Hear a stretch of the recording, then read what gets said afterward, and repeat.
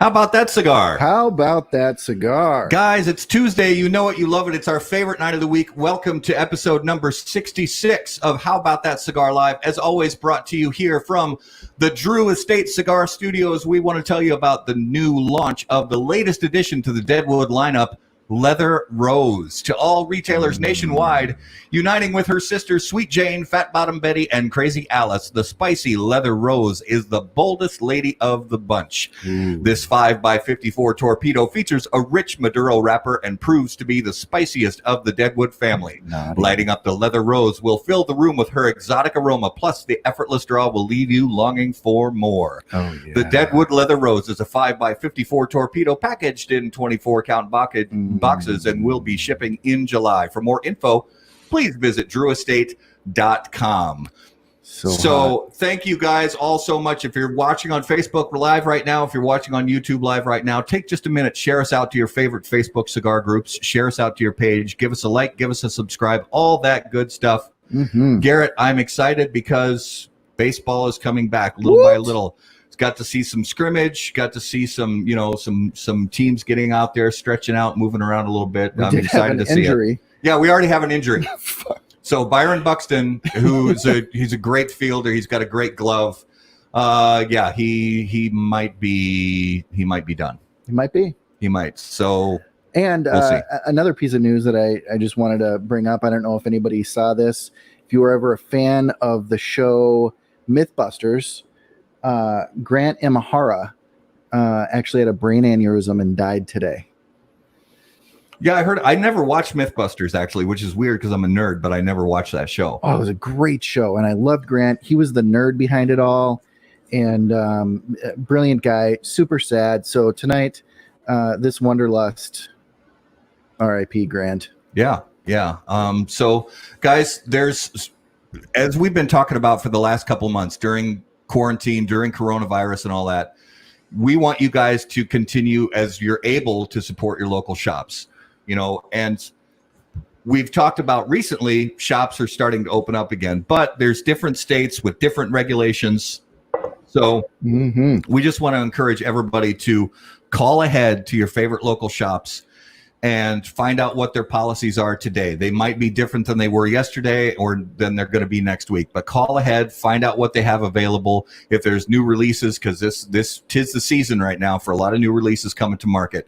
So if there's new releases that you want to find out about, call your local shops, keep in touch with them on Facebook, and get out there. As always, continue to support the local brick and mortar cigar shops. Yeah, and we want to encourage and thank you for being a part of the conversation on both Facebook and YouTube. We see all those comments here. A lot of people are more active on Facebook, but please, we appreciate the love on YouTube as well. And thanks for tuning in all the places that you watch the show. Yeah, definitely. And tonight is a show that's different than anything we've really done before here. And I jokingly called it the Cigar Hive Mind, just because we do have a lot of people on the show tonight. And the reason that I invited tonight's guests on is because I really wanted to get perspectives from different areas of the industry. We have retail, we have brand ownership, and we have media. And I wanted to get different perspectives from different people who work and have different relationships and have different responsibilities, I guess, in the industry. So let's bring in our special guests. And as always, our special guests are brought to you by Corona Cigar Company and coronacigar.com. They are the internet's largest and easiest to use virtual cigar store. Corona Cigar Company offers you the finest handmade cigars, humidors, and cigar accessories at the absolute lowest possible price. You'll also find unique and limited cigars containing Florida sun-grown tobacco. As a proud American, president and founder of Corona Cigar Company, Mr. Jeff Borshowitz believed it was possible to bring cigar tobacco farming back to Florida. At Corona Cigar Company and coronacigar.com, you'll find the best selection anywhere in the world of cigars containing this special Florida sun-grown tobacco. If you live in Florida or are just visiting, be sure to visit any of the great Corona Cigar locations in downtown Orlando, Sand Lake, Lake Mary, and also the Davidoff of Geneva Lounge in Tampa. For more info on all of that, please visit coronacigar.com and floridasungrown.com. So, guys, let's start off with our first special guest of the evening. He is a retailer, one of the biggest retailers in the country, and he's a great personality. We're so excited to have him on the show. From Smoke Inn, Abe DeBabna. Abe, welcome to the show. Oh, we got you muted. Let's get your microphone. There we go. Abe, welcome to the show. Hey, glad to be here. Thanks for having me. Absolutely. And next up, we have from Developing Palates, Mr.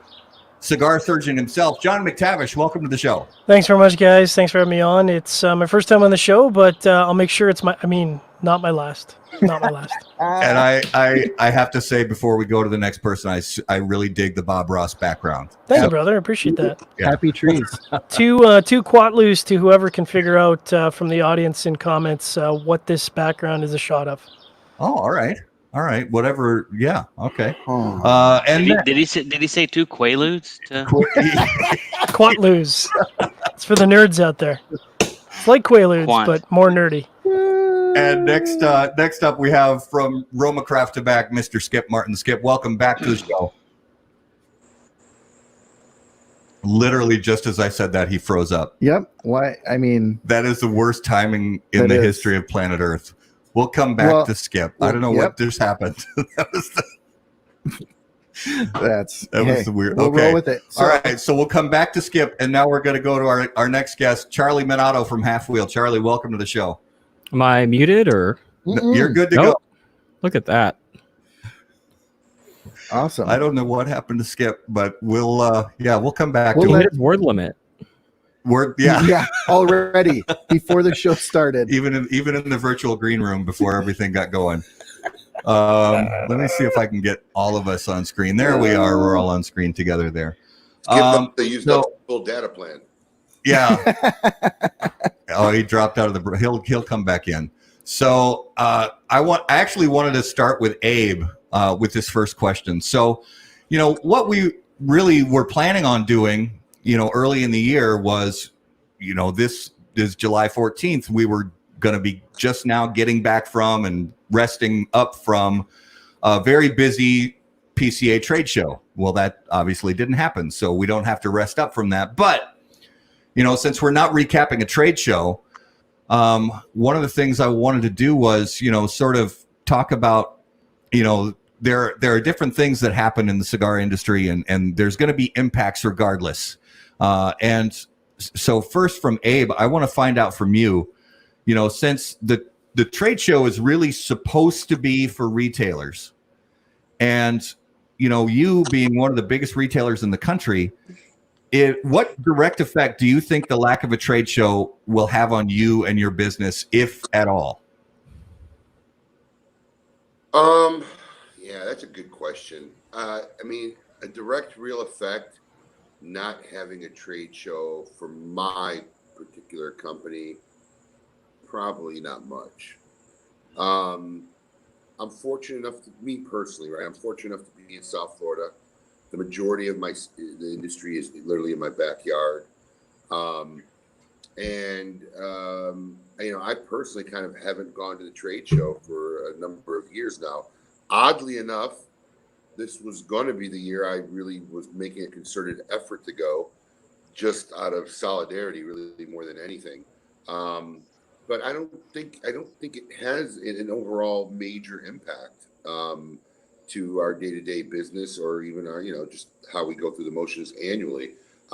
It probably should, in all theory, it probably should have a bigger impact, but it hasn't been designed that way, and it kind of hasn't been operating that way now for a long time. So I think the trade show benefits maybe a lot of the smaller companies. I mean, if you're talking about a fraternal level of going there and socializing and having a presence there, just in pure functionality, it's not much. And maybe a lot of the mid-level or smaller level guys, or depending on where you are in the country, it's a key opportunity to meet manufacturers and maybe get some table time with people that you otherwise normally wouldn't be able to.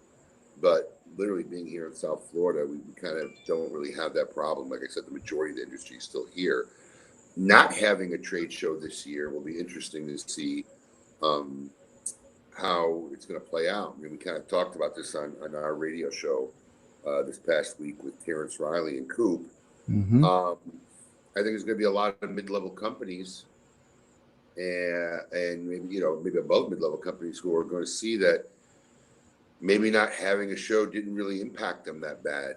And between the money they saved and the deals they still did, I mean, we've been getting deals now for the last month in the majority of the industry.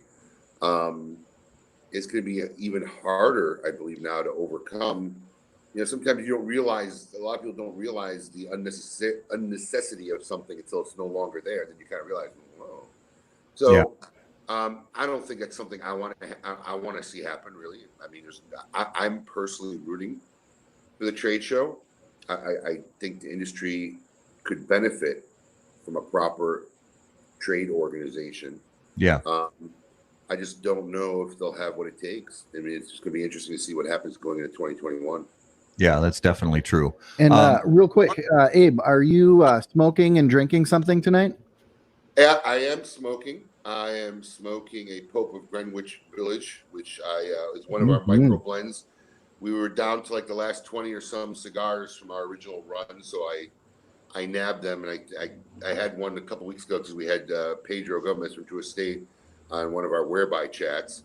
So I pulled one, and then I realized we only had like 20 some sticks left, so I ended up nabbing them all. Nice.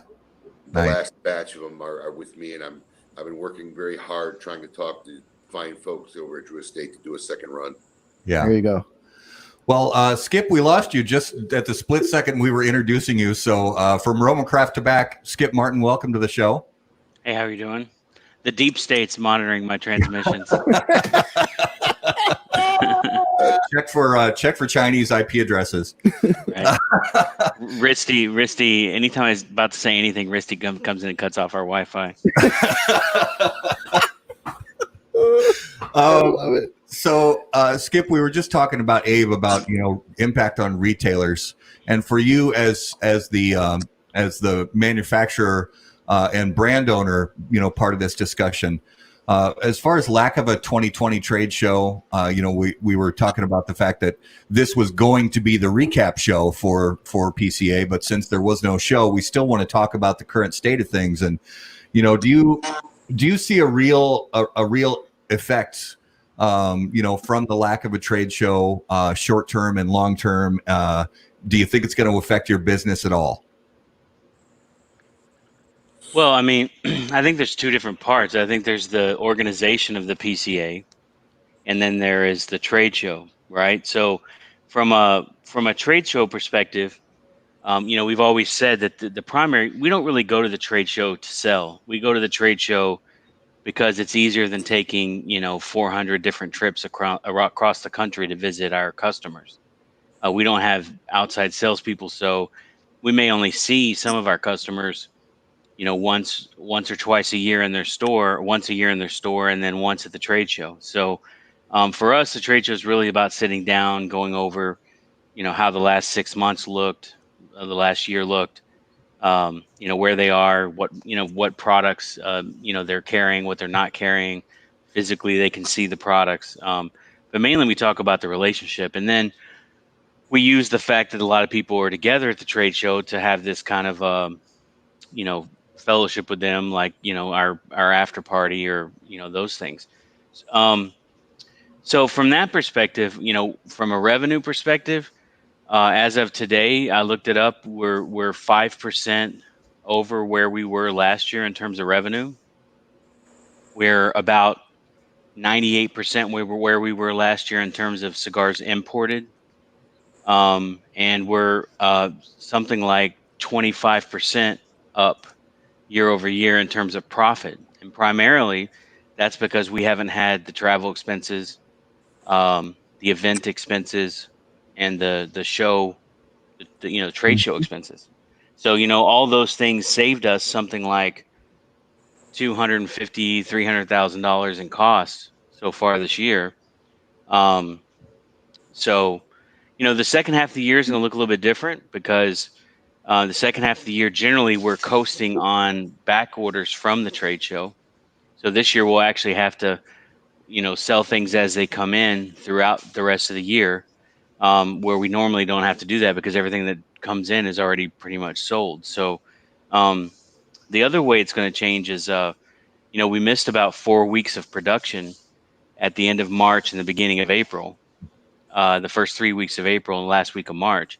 So that's about 100,000 cigars, or about 8 to 10% of our annual production that we don't have.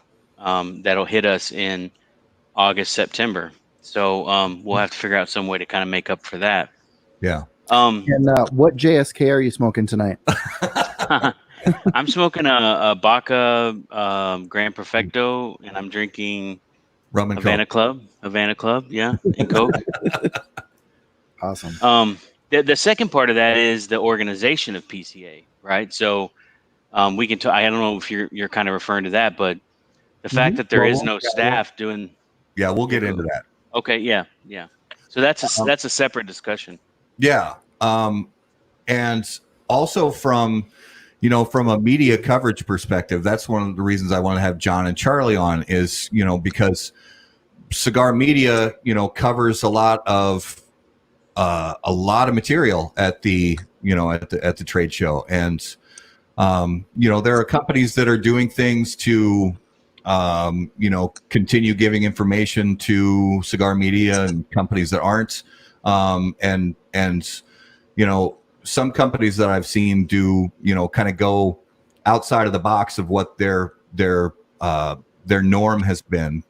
And so, Charlie, starting with you, because for Half Wheel, you guys cover just about everything on the trade show, and I mean literally everything. And from a coverage perspective, not having that trade show, does it impact Half Wheel at all from a business perspective? And what do you see that companies are doing to try to make up the ground from a relations perspective that they would normally get at the trade show?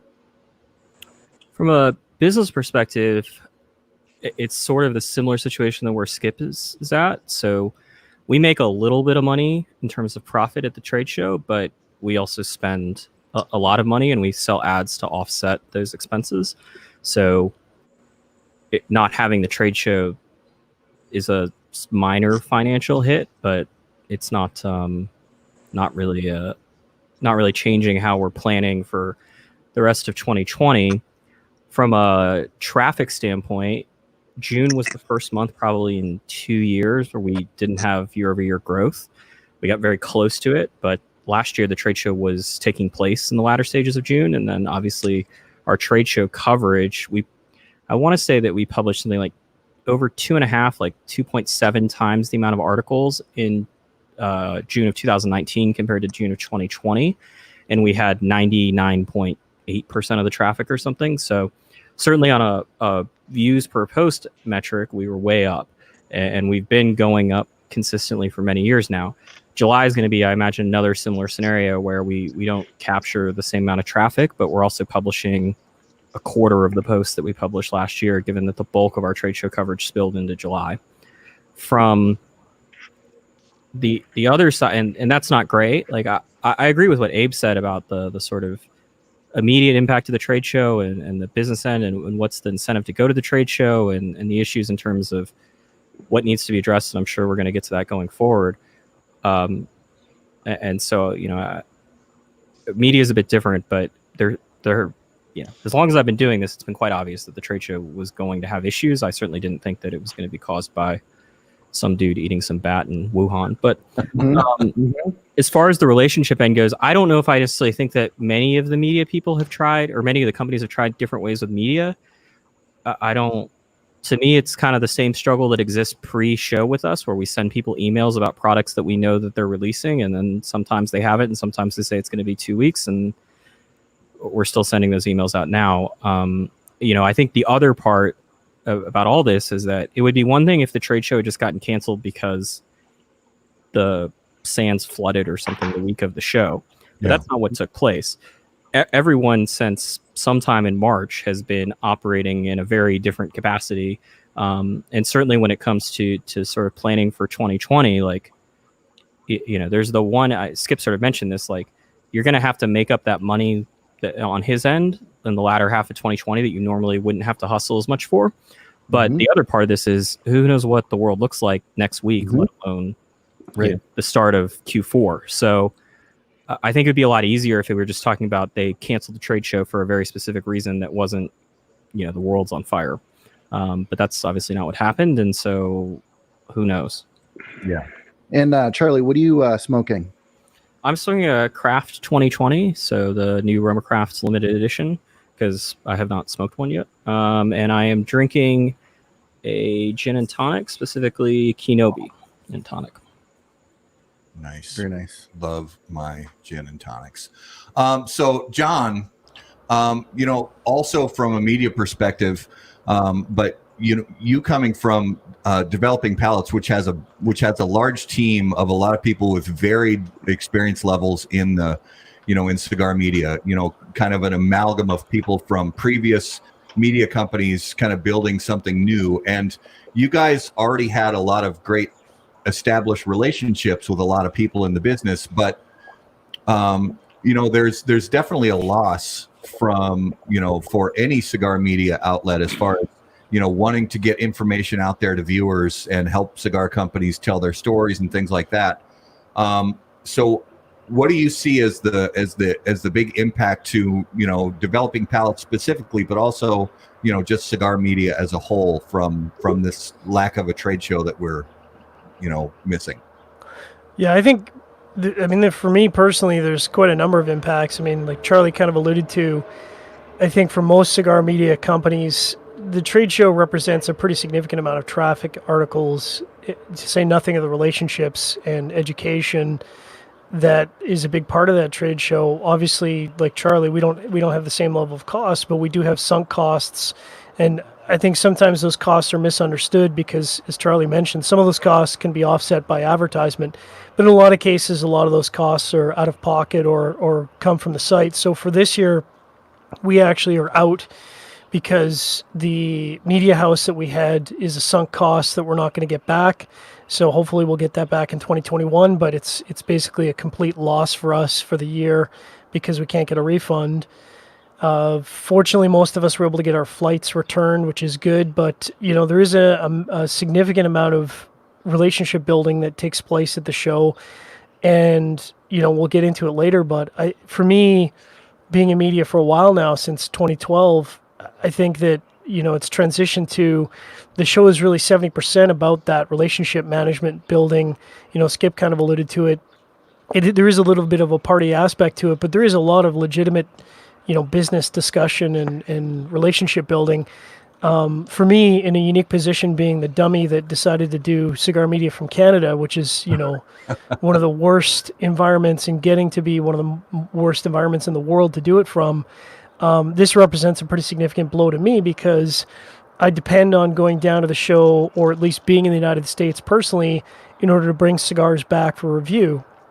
Now typically this time of the year, I'd be down in Vegas bringing back basically all the cigars that I intend to review from July all the way to the new year, and I can't do that. So I'm essentially scrambling, and I'm in a position where I need to figure out how to get cigars from two borders that are shut down and a product that the Canadian government doesn't want shipped into Canada. So yeah, that represents an interesting challenge that I've been dreading since 2012.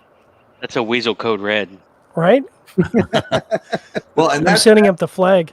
That actually brings up a question that I was curious about for you specifically, John, and that is, I know that for like Dave Burke is in Australia who does Cigar Jukebox with Coop, and people in the past have sent him cigars, and it ends up costing Dave a shit ton of money just to get those cigars released to him from customs. Is it the same with you? So if somebody were to ship you cigars, like if I were to ship you a box of cigars, would it cost you a shit ton of money just to get them released? Yeah, it's a little bit like Fight Club. You don't talk about shipping cigars because you never know who's listening. But yeah, if I get dinged, Dave's in a unique position because Australia truly hates him and all cigar smokers. But in Canada, it's, they hate you, but they still want to get a little piece of the pie. So they're willing to let the cigars through, and they want to take a little pound of flesh with it. So yeah, if you were to send a box of cigars and I were to declare it, I'd have to get out the black card because it's going to be a significant nut that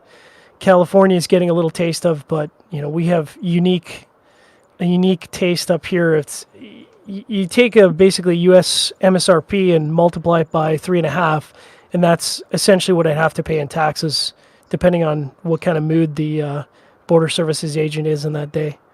Wow. Yes, someone at customs in Canada is wondering what John does with all his wooden boxes he gets through customs. Art supplies and Right. man Books. grooming. I'm glad I have the beard because now I can just say it's beard maintenance products and There you go. hopefully get a pass. But no, it's tough, and fortunately because the border usually is quite an easy border for me to cross, and I'm down in the U.S. quite often. I can bring back cigars with me. Dave's in a bit of a unique position where he has to fly 17 hours or whatever it is. Yeah. So easier for me, tougher for Dave. But like I said, with the border being closed and seemingly no chance in the near future for me to be down in the States, I'm in panic mode. And as Skip said, it's definitely a Weasel Code Red situation where, I'm trying to figure out alternative situations. Yeah. John, what do you? You gotta come to Weasel Fest. Right? Right. Except they won't let the dirty Canadians in unless you want me in Austin at your place for 14 days. That would be okay with me. All right, fair enough. I'm starting with a El Triunfador, which is just about gone because I started smoking in the green room, and then on deck I have a Aquitaine because Skip's on, so why not? Yep. And then after that, coincidentally and not at all planned, I do have a Jassim Crawl sitting on the desk. So that'll make the Macedonian hackers pretty happy. Yes. For beverages, I decided to go with an Ardbeg Corey of Reckon, which is kind of one of my go-tos. So Nice. Check that JSK for antenna. The glass you're drinking out of, is that a Norland? Is that the Norland? No, that's Yeah. it's just a straight up boring old Glencairn. Yeah, so one of our vendors at Wizzlefest donated a bunch of those glasses for the people that are coming, so that's pretty cool. That is pretty cool. I mean, they're not inexpensive glasses. So the next question up is, and I'm going to start with Charlie on this one, will there ever again be a cigar trade show that resembles the PCA trade show that we all have come to know? Hopefully not. Well, I mean, I think in some aspects there'll be trade shows that people spend the entire time they're complaining about, and then I'll write about it a week later and complain about it. So I think that'll be normal. But I don't know. I think that Abe sort of alluded to it, but I remember writing at some point before they canceled it that I don't think that if you were at the PCA that you wanted to cancel it for a number of reasons, but one of the ones that stood out to me immediately was you don't want to give people like all of us on this chat, but particularly the retailers and the manufacturers, the world to live in where they get to see a trade show not happen, and they get to find out what it does to their business or what it doesn't do.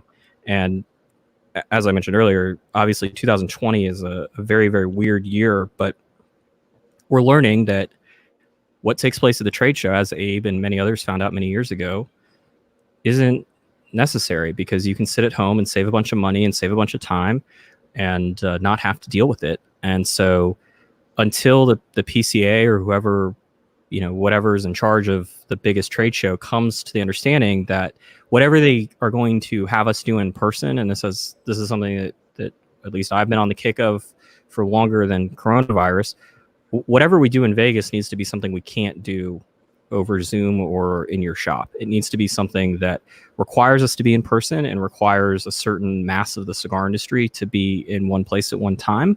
And unfortunately, the way the PCA trade show and the IPCPR trade show, and I suspect the RTDA trade show before it has operated, has been entirely the opposite. It's all been about this concept of discounting and giving retailers discounts, and the manufacturers getting the volume to justify giving the discounts and spending money on booths and parties and dinners and travel. And that's just not a sustainable method. And that has nothing to do with the cigar industry. Shows like Basel World and auto shows, and you run down the list of trade shows, and anyone that's relying on more than 50% of the incentive to come here being about buying it's been annihilated by the internet. Yeah. I don't think I answered your question. I suspect that they will try the PCA trade show without any major adjustments in 2021. Okay. I don't think that's going to work, and I have a feeling that a whole mess of people are going to sit out for a number of reasons. And unfortunately, as we learned a couple weeks ago, the PCA's financial situation would suggest that they probably don't have the ability to get the 2021 trade show wrong. It needs to be something that's a wild success, and I don't think this model's it. Yeah. Yeah, I would answer your question by saying, there is going to be an alternative trade show. They didn't call on you. They were going to call on John. There is going to be an alternative trade show, which is TPE. Right. So if you're the kind of company that needs a trade show, I think retailers who are interested in going to trade shows will start more and more going to TPE, and cigar companies more and more will participate in TPE. But that's not going to be the same trade show. TPE is handicapped by the space and is unwilling to change that. So it's not going to be the trade show that, like, I think Intertobac will keep going for a while, right? You don't see. Well, I don't know. Like the Schusters, our distribution partner in Germany, the Schuster family has had a booth at the Intertobac for as long as the Intertobac has existed. And this year, for the first time, even before coronavirus, they had decided that they're no longer going to do the trade show. Well, I mean, Arnold Andre wasn't there last year, but right. Were you there last year? I forget. I wasn't personally there, but our products were there with the Schusters. Yeah, but I mean, Arnold Andre, another large German distributor, wasn't there last year, and you couldn't tell that Intertobac has changed other than Arnold Andre wasn't where it normally is. Right. Beyond that, whether there's a PCA, the question is, does the PCA has a critical mission. Just like Abe said, we depend on the PCA as manufacturers and even as retailers, but more, if the state associations are important for the anti-smoking laws and the tax laws and those things, but at a national level, it's the federal laws, and particularly whether it's FDA. FDA is not going away. Even if the substantial equivalent stuff happens, there's going to be, the next thing is going to be a call for expanding the FTC labeling. Then another master settlement agreement type of agreement among all cigar makers, and then there's going to be the question of whether we have to go through testing, and then whether they start looking at our manufacturing facilities and all kinds of other things that are coming. But the question is, can the PCA conduct their mission if they depend on the trade show for the majority of their income? And I don't think that they can. I think they're going to have to. If I was the president, if I was Scott Pierce, the very first thing that I would do is I would change the organization so that you had representation from all the stakeholders on the board. Number one, manufacturers as well as retailers as well as media. I would make sure that the manufacturers who used to contribute to the PCA secondarily through this very expensive, it's like running a credit card charges you 3%, but collecting income from the trade show costs you 45%, right? It makes no sense. Like, instead of me spending $150,000 or $200,000 at the trade show to get $700,000 worth of income that I would have gotten otherwise, let me do the $700,000 worth of income and give you $50,000. If the PCA came to me and said, we have a mission, we're going to do our mission, this is what we do, and we're going to charge you, X percentage of your annual revenue to do that, we're going to charge you 1% of your annual revenue or whatever the number is, I would absolutely participate and contribute to that, right? As long as manufacturers as a group had a voice, and it wasn't just the 10 people who seem to dominate, whether it's CRA or PCA or whatever, behind the scenes, right? Because I'm a stakeholder of the work that they do, and I'm a beneficiary of the work that they do. So, is there a room for the PCA to have some kind of place? I would suggest probably South Florida or Tampa, where they have a building, they throw down some carpet, like many people have said. We have small kind of smaller booths, kind of meeting rooms that we can book with certain people to have the kind of sit down meetings we need to have.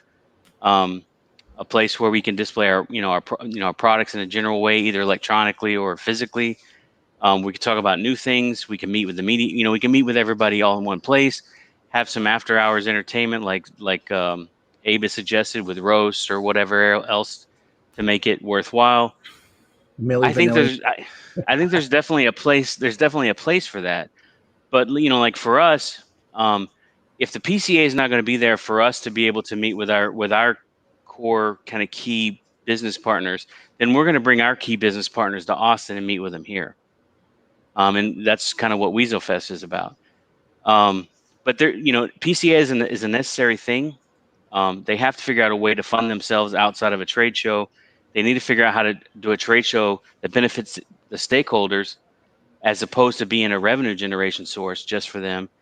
And in the meantime, the TPE is running a trade show like a business, and they're going to continue to grow and to fill that void.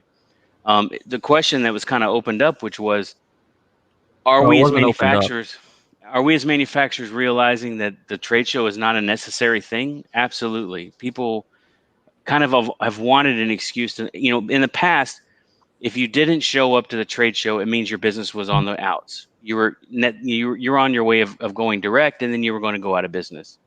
That was just kind of the message you sent the industry when you didn't show up, with a few exceptions like Robert Holt, who skipped it to do substantial equivalents and other things. But when Gene Arganese didn't show up at the trade show, you knew he was done. When Avalon didn't show up at the trade show, you knew he was done. And I could go on and list 50 more, right? When Villiger showed up, you knew that they were no longer committed to premium cigars and brick and mortar retailers. When the big four stepped out, they basically have been giving the middle finger to us anyway. So, they all sell direct. They all are competing with retailers. So I don't know why retailers put up with them anyway, except for the fact that their products sell and they generate revenue. But as for all the rest of us, we now have been given the kind of white flag to say, you don't have to come. And Yeah. I don't foresee us going next year unless there's some. We may go get a small booth with a couch and a chair so Mike can meet with a few people who stop by, but we're certainly our booth is going into mothballs, and we don't foresee it coming out. So, Abe, do you see a future for the trade show that looks like what the past of the trade show was, or do you think that's done? I mean, to what Charlie said, if that's the case, that'll be the end of the trade show, right? I mean, where we were pre-COVID was the lead up of years of trade show not evolving. And, the trade show serves different purposes for different people. I think the trade show is more important to companies at Skip's level than some of the bigger companies. I think that's why they kind of pulled out, amongst other reasons, right? And where their alignments are. But the problem is a catch-22, right? Skip's talking about how it's like a 45% swipe, but it's also an offset, because he just said it's nice because they get to see, they don't have a force that goes out and sees all these retailers. So it's the one time a year they don't have to worry about flying and spending out. And, if you want to meet new customers or get new customers, that's where it's going to happen for a company like Skip. Otherwise, you got to send guys out in the street, right? So it serves different purposes. But the problem is, no matter how they align themselves for the manufacturers, if they don't figure out how to get the buyers there and make the buyers want to go there, then the manufacturers won't want to be there. So it's a symbiotic problem for them. They have to figure out how to do. So, I mean, Charlie is spot on. If when the big four pulled out, I think I had said that the trade show really needs to figure out how to reinvent itself. If it doesn't, it's in big trouble. And now with this year not happening, because this could have been a transition year, people may not have judged them too hard. The big four pulled out. They were going to have to do it anyway. And we'll see how they bounce back 2021. But now they even have a secondary hurdle now. Kind of everybody, like Charlie said, there's a universe now where the trade show didn't happen. And how do you bounce from that? So they have an extra hard job. And the problem is, at the end of the day, like Skip said, it's being run by people who aren't really vested personally or financially into it. and how much effort or innovation comes out of that. I don't know. It's going to be hard. I mean, honestly, Yeah. it's over an 85-year-old organization. I'd like to see it stick around, if just not out of, just heritage or just, some romantic reason why I'd like to see it stick around, right? But, it won't unless it finds a way to be really functional. Yeah. So, John, what do you think as far as the way the trade show looked and sounded in the past versus what it's going to look and sound like in the future, if at all? Well, it's hard to build on a lot of the things that have already been said, but I mean, first of all, I agree with everyone. I think everyone here has a pretty well understanding of the flaws and what's been going wrong for years with the PCA. We certainly saw it last year with the attendance levels at level.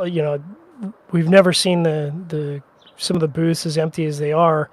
I mean, I think if I were on the PCA membership on the board, you'd be looking at this as an opportunity. You've got 8 or 10 months where you can take this time to reinvent what the PCA does and the relationships and the people that are on the board, or you can continue to do things the way they are. And as Charlie said, and everyone else has said, that model is failing, and it has been failing for many years.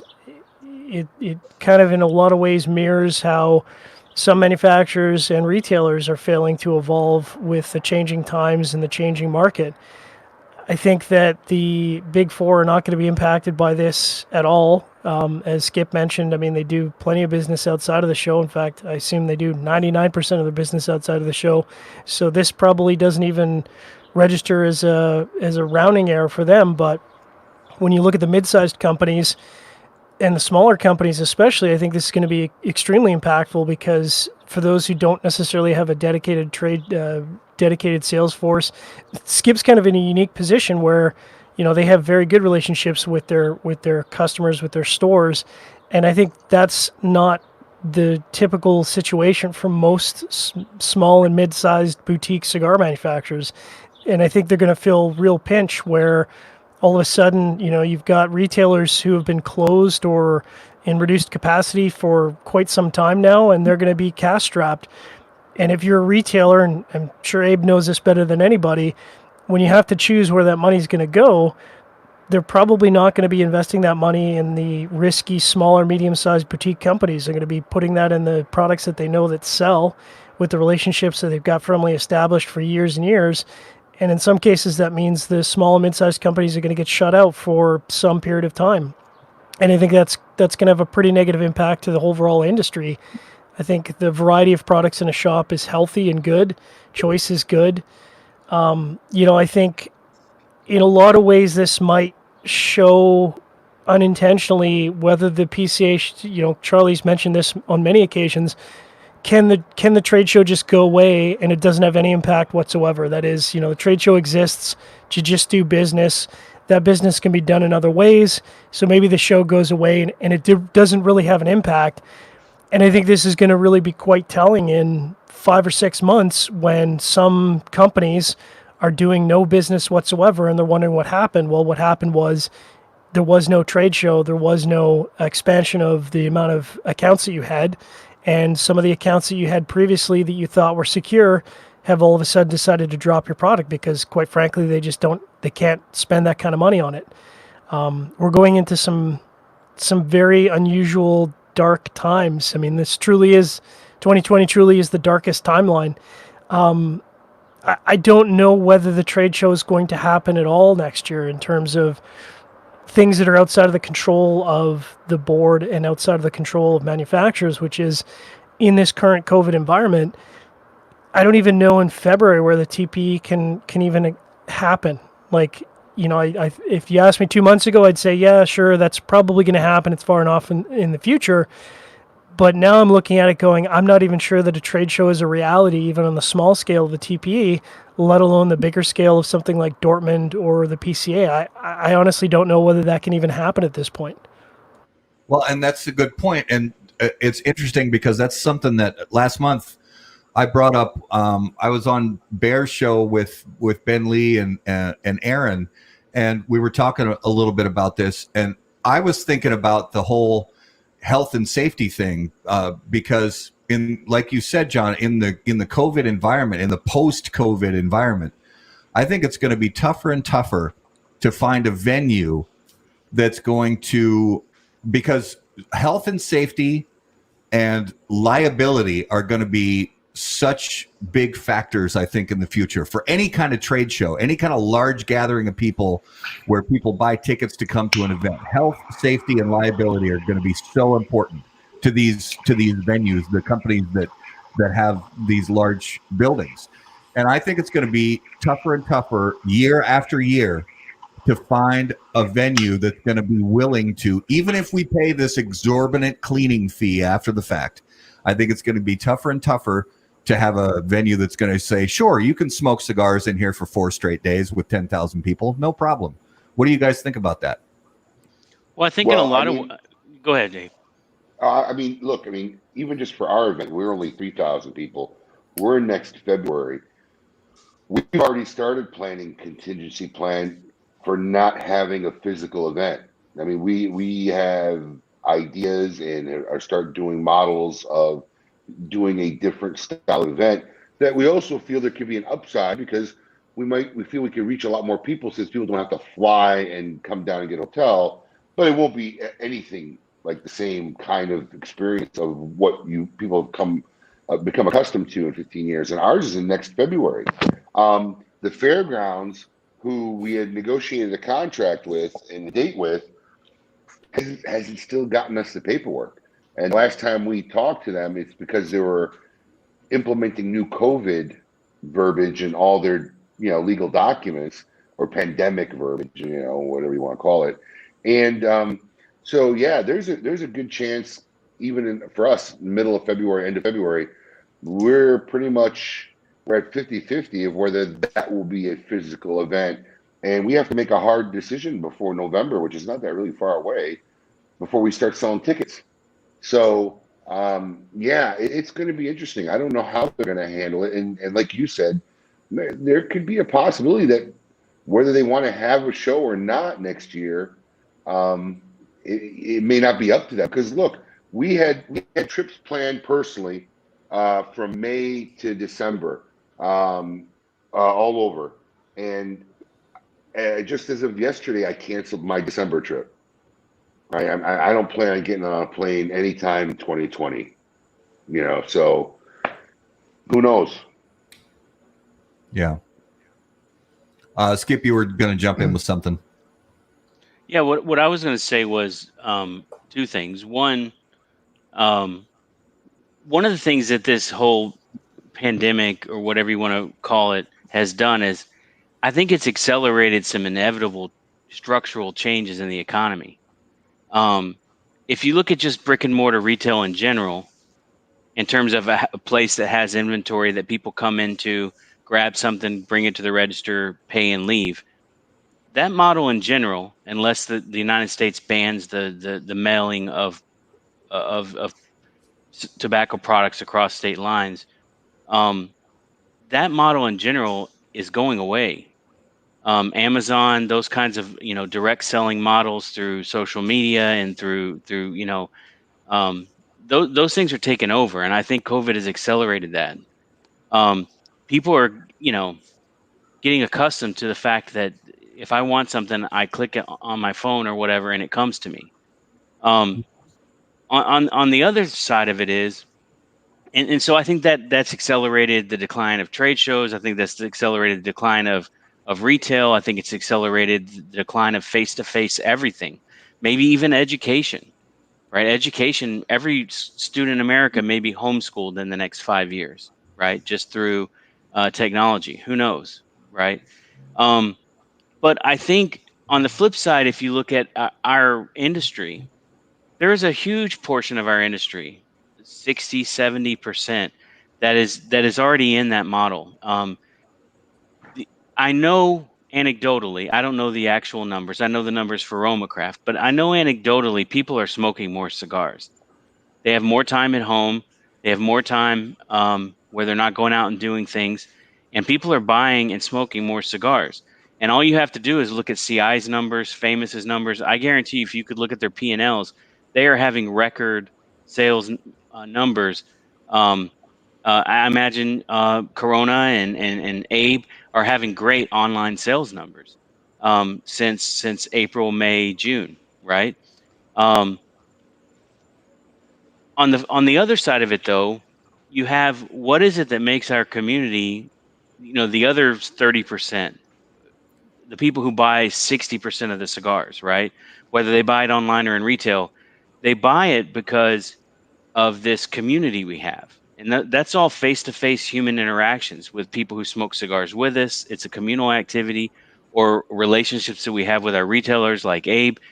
You just have a human need to walk into a place and have a guy like Abe or Abe's people recognize you as a regular, help you, and just make you feel like a part of the world, right? And for a lot of people, they look at cigars and they say, I spent a lot of our customers at least, I spent a lot of my discretionary income on this thing that I basically just burned. Nobody gives a shit about it. They actually may dislike it. My wife's probably not a big fan of me spending so much money on this. My family, my whatever. And there's a lot of people. I can't imagine me ever doing this, but there's a lot of people who just go, you know what? Today I'm going to stop smoking. Today I'm going to stop smoking cigars. So where they used to go from one, and people like Abe and me and other people have taken them from one to one a day, or one a month to one a week to one a day. Those people, because it's not an addictive product, they can just one day decide they're going to stop smoking cigars. It's not like quitting cigarettes, right? Right. So if you don't have, the communal relationships of the trade show, you don't have your relationship with your local retailer, you don't have relationships with other people in the cigar smoking community, then a lot of that demand just starts to fade away. And Yeah. so we have to simultaneously figure out how to adapt to this new economy in a way Yep. that we haven't. I mean, I know stores that say, I'll never do an online store. Well, you're just dumb, because you can literally buy anything online. Why wouldn't you? Even if a guy lives in your town, if a guy can go on his phone and say, I want a box of Davidoff, I want to pick up at the curb, or I want you to mail it to my house, you should be able to do that for that guy. And, but if you lose, how can you simultaneously adapt to that new kind of reality of the way the retail economy works in the United States, without losing the communal social aspect that makes our community stronger, right? The ties that bind us stronger. And, Yeah. But Abe talks about his great smoke. Look, I'm sure it's a great thing to get cigars that aren't available other places or at a discount. But the reason why people really go to that is to see people they only see once a year or twice a year, to spend time. It's a pastime for them to go and spend time with Abe. And if that goes away, whether it's Zoom or online or whatever, it's never going to substitute for the ties of the social fabric that event creates. I think Skip's exactly right. Right. So yeah, somebody mark that down. Um, I mean, look, COVID accelerated whatever that was going to happen. That was going to happen. So, like in our situation, my estimate was we could have gotten away with running our e-commerce out of our retail store for about another couple of years, and we absolutely can't do it now. We're actually looking for our first warehouse. As far as the retail stores, our retail stores without the bars are pretty okay. I mean, we're not down. We might be down at a level where like, oh, okay, it was a slow month, not like a catastrophic pandemic is going on. Now on the bar side, we're getting crushed. The bar business is right before COVID. We were looking at a 5,000 square foot building that we were going to move our first location into, and literally like we were waiting on the final paperwork to sign it, and thank God we didn't, because there's no way I'm dumping $750,000 into a new 5,000 square foot bar and lounge. Then we don't even know what the future of the bar business is. In fact, they just passed a mandate in Palm Beach County today, where now you can't serve liquor after 11 p.m. because COVID is way more dangerous after 11 p.m. than before 11 p.m. So, That's science. yeah, but it's one of those things that I've always said even in my interviews, if you heard me talk, because look, you have to know what you're selling, right? And the retailers who kind of understood this aren't going to get that hurt because look, Kodak went out of business because they didn't know what they were selling. Kodak went out of business because they thought they were selling film. Right. They weren't selling film. I mean, they refused to change because film was their business, but it wasn't. Making memories was their business, and they didn't see that. And when everything went digital, they got smacked. So I always say in my interviews when I'm hiring somebody, I says, "What is it you think we sell here? What is it you think we sell for a living?"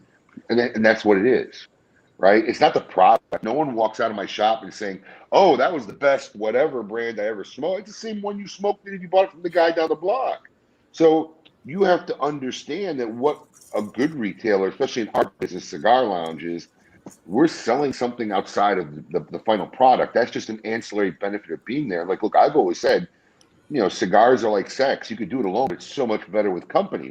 Right? So you got to create that environment for them to want to congregate and be gregarious and socialize.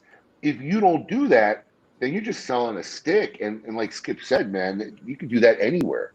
So I think the savvy retailers understand that concept. Guys like Jeff, who travels the country and builds his own liquor and buys his own stuff. I mean, he gets it. And those kind of guys will survive and probably flourish. And the ones that, and look, we've all been in there. I stop at a cigar shop every time I travel. I walk in and it takes me 5 minutes to figure out who's working there.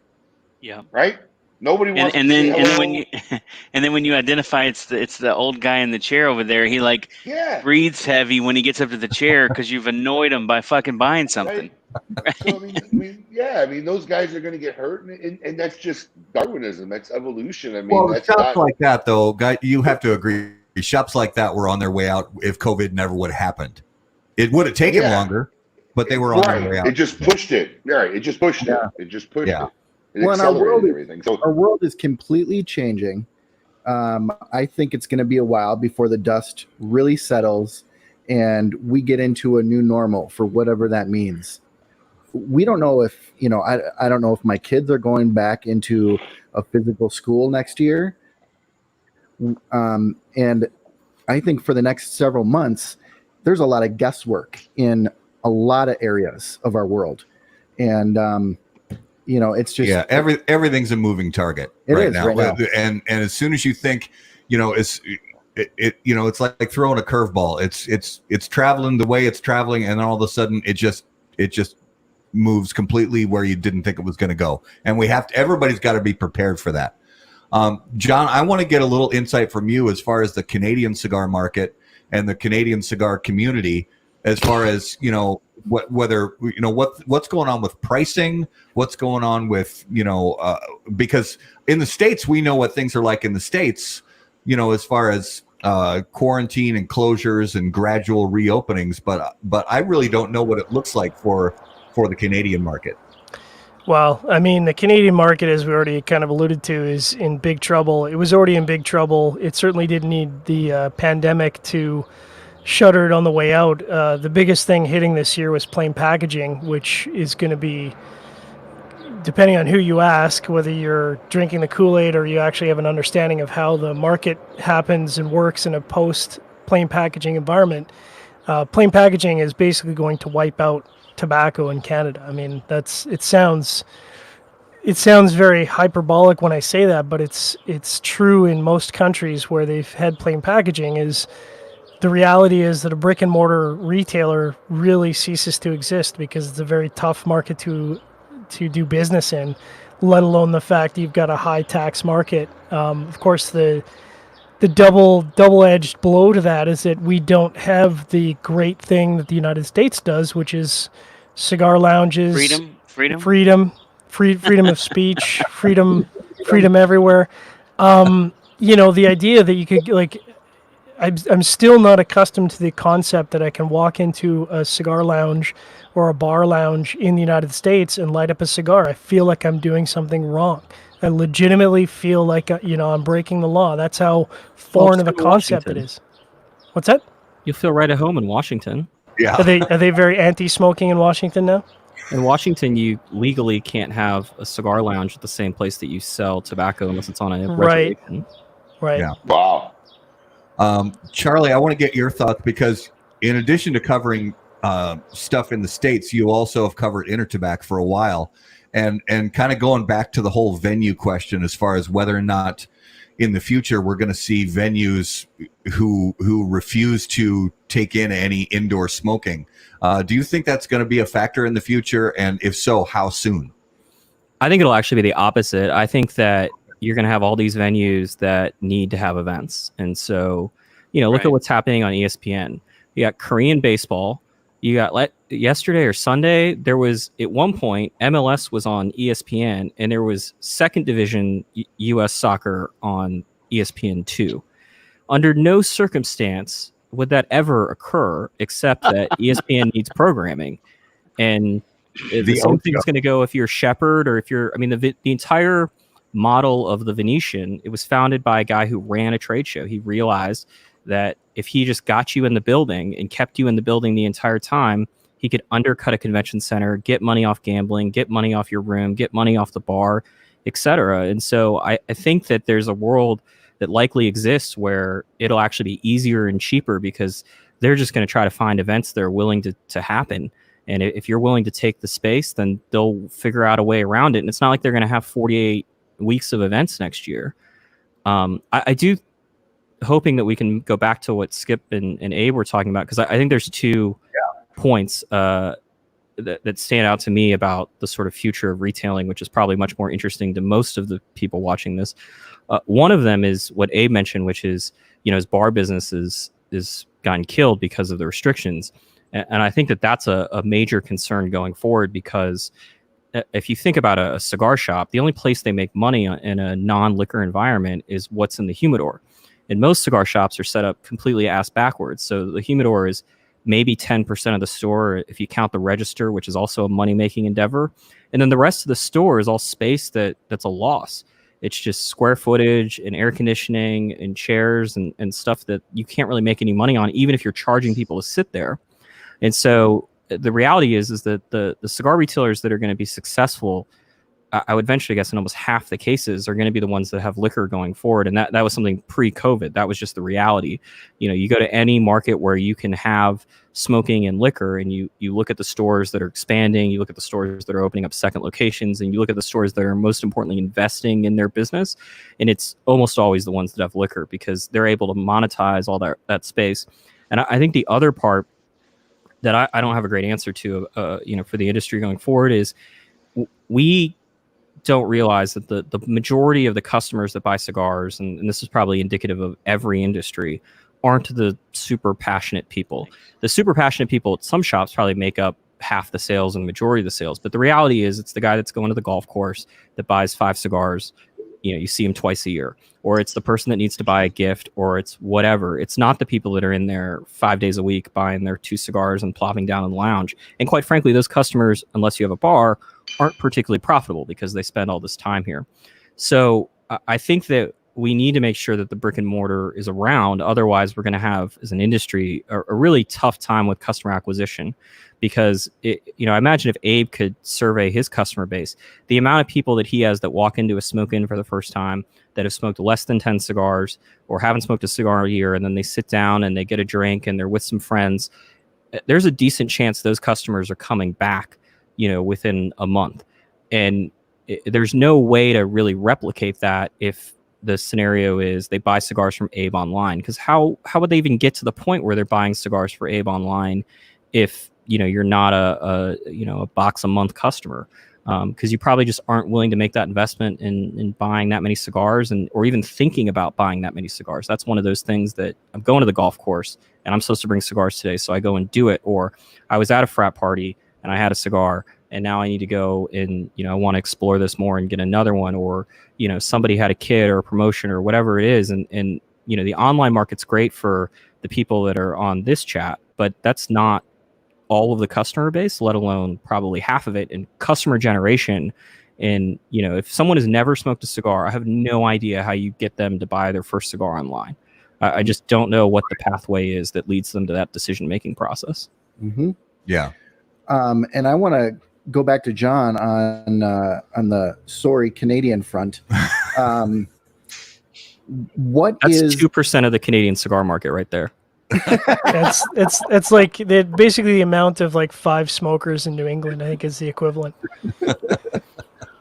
so in the States? I mean, we know that we've got the PCA and we've got the CRA. Is there an equivalent that you have in Canada that is fighting? Yeah, it's John. No, there was a association of retailers, largely based out of Ontario.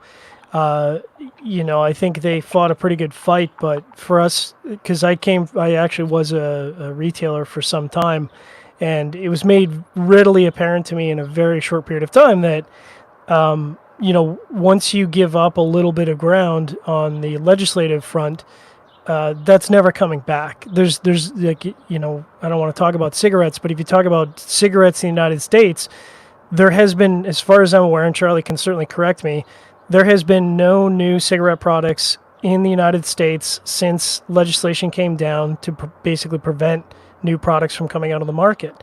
And so the moment you give up any sort of legislative front for cigars, you're just moving that goal line one step further, and it will never go back. And I preach it every time I get into a conversation with a cigar smoker, is that you really, in the United States, you really have to take this quite seriously, because now is certainly a time where there's a lot of legislative fronts that are coming down on cigars. We see, of course, the age for smoking has been raised to 21, which might not seem like a big deal, but every single one of those things amounts to a loss of freedom for cigar smokers in the United States. It's a very big deal, and it is truly a death by 1,000 cuts. Now, obviously, the deeming regulations are a lot more impactful than that, but it does all add up to basically mean that it's diminishing the cigar industry, and unfortunately, as far as I'm aware, you can't turn that back once that goes through. Yeah. One thing that was already brought up, but I want to expand on it and get everybody's thoughts, because very recently the big official announcement came down that packaging restrictions, we're not going to have to worry about packaging restrictions, so-called, in the United States. But we all know how government regulations work. So Abe, I'm going to start with you. Do you consider that a victory? And do you think it's actually, do you think this is a long-term thing, or do you think it's just a concession price from the government powers? I think it's a victory, but to what extent, we don't know. Just because you don't have to put warning labels doesn't mean they can't go to black and white packaging. I mean, that's a whole different law. So, is it a victory in itself? Yeah, anytime you win something in a case, especially in a federal court of law, it's a win. But I don't think it's solving any major long-term problems that we're going to face. Yeah. Skip, what are your thoughts as far as the victory over warning labels? Do you think it's going to stick? Is it, because they can always bring back any regulation that gets shot down. Do you think it's going to stick long term, or do you think we'll see it again in a few years? Well, you're talking about the most recent. Just last week. So I disagree with Abe in the sense that the most recent ruling that came down actually is a negative for us, in my opinion. We had already won the case that premium cigars, a differentiated product, did not have to have these labels. We had already received that judgment months ago. The most recent ruling was that it applied to all the products under the deeming regulation. So you have to kind of, when it comes to warning labels, you have to kind of understand a couple of basic things. One, the biggest 7 companies, which is probably 70-80% of the premium cigars that are sold, are already required to put a Surgeon General warning on their products. They agreed with the Federal Trade Commission that they would do that. And they have to put it on their products, their matchbooks, their T-shirts, their ball caps, all of that. So General Cigar, Altadis, they've already been a part of that. Drew Estate, when they were purchased by Swisher, became a part of that. Companies like Perdomo, Rocky Patel, us, Alec Bradley, we don't have to do that. So you can see how these companies feel like it puts them at a different, a competitive disadvantage. And if you were on the board of one of those companies, you would say, we're not getting out of putting these labels on, so we want everyone to put these labels on. And that's the way they've approached the whole bailiwick, right? In California, which says that a state can do it, so you'll start seeing more states requiring these things. California has their own version of a label, which has a hyperlink, which makes no sense to me. But that label isn't very obtrusive either. It's a small label. It's secondary to the Surgeon General label, but the FTC has agreed with those 7 companies that the California label suffices as a substitute for the other label that they agreed to. So they pretty much put the California label on everything. So, what I would say is that and Charlie knows more about the ins and outs of this, and I've read the rulings, but generally what they said is that they didn't say that they think labels are bad. They didn't say that it's a violation of the First Amendment. They didn't say that 35% is wrong. What they said is that the FDA didn't follow the Federal Procedures Act, that they didn't follow the process. So in a sense, what they're saying is that the entire deeming regulation and the process and the things that came after that weren't fully vetted, and they didn't follow the Procedures Act, which is bad for us in one particular way, which says that if they made some arbitrary decision, like, for example, we're not going to regulate or enforce regulations for premium cigars because we think that's not a priority, someone could sue the FDA and say, you're not following the Federal Procedures Act in regard to the enforcement of premium cigars. So saying that you're not following your own rules can hurt us or it could help us, right? In this case, it kind of helped us because it pushes the ball back to the FDA. But now they get to reinvent and go through a whole new process to do it the right way. And if they do it the right way, there's no court saying warning labels are bad. They're saying, okay, well, now the FDA followed their process, put the warning labels on. So Before Abe goes, I don't think there it's are really a couple things. So yeah. It doesn't apply to all the deemed products. It only applies to cigars. So e-cigarettes and Right. the rest of the deemed products are still in there. The other part is that the court specifically said in the case of warning labels that the FDA didn't have any evidence that text-based warning labels are effective at getting people to stop smoking or not smoking. That's what I thought I read. Yeah. That's because, which is part of the APA, the Administrative Procedures Act. The argument was that they had to prove that what they were doing was effective and it wasn't just a theory, and that the FDA didn't follow the process and didn't provide any evidence that would suggest that it actually was going to be effective. But it wasn't to say that like they can just come back tomorrow and try again unless they somehow have evidence. And the problem is that in order for them to have evidence, they would need to find a country or somewhere where text-based warning labels have been introduced and there's a response that suggests that people have stopped smoking because of them. And the body of literature on text-based warning labels is that that's just not the case. Now, what they could do is come back and try to do graphic warning labels, which is what they're trying to do with cigarettes. Now, the Supreme Court has ruled that that's a violation of the First Amendment. And there's a whole bunch of other nonsense that goes along with that. But it was the case that the ruling that took place a couple weeks ago doesn't help many people that are on this call, and we don't know what the definition of premium cigars was. Oh man, where'd the beach go? But we didn't know what the definition of premium cigars was going to be, and that would have been an interesting case, and it also would have proved the CRA and IPCPR, PCA talking points, and the talking points that everyone repeats, which is we're not cigarettes, we're not Swisher Sweets, we're not e-cigarettes, etc. We are a differentiated product recognized by the government, which now that differentiation has gone away. I will say one other thing that, Skip and I don't disagree on anything, but one other point is that I think in the case of warning labels, I don't think the big companies are on board with the warning labels. for at least is how they were presented, because the one area where the warning labels arguably were going to be the largest problem was on the retail side of things, particularly on the e-commerce side, because the FDA hasn't defined advertising to this day. It has given examples of what it thinks might be advertising, but Abe's website, if you read the definition, any e-commerce website presumably would be advertising. It's not just the advertising that the three media people here sell on their website. Abe sends an email. Does that have to have a warning label? Because that's an advertisement to get you to buy cigars. And if that's the case, and most consumers don't give a damn about any of this, but the real issue wasn't Abe having to put a warning label on the email. He has to plan it a year in advance. The issue was that Abe had to fill out a warning label 12 months in advance, outlining what email he was going to send and what warning label he was going to put onto it. And that wasn't just the emails. That would be probably his website, all the event flyers that he does, anything that he does to podcast. Well, this podcast probably doesn't qualify as advertising, as per. Well, I mean, it has the Drew Estate logo.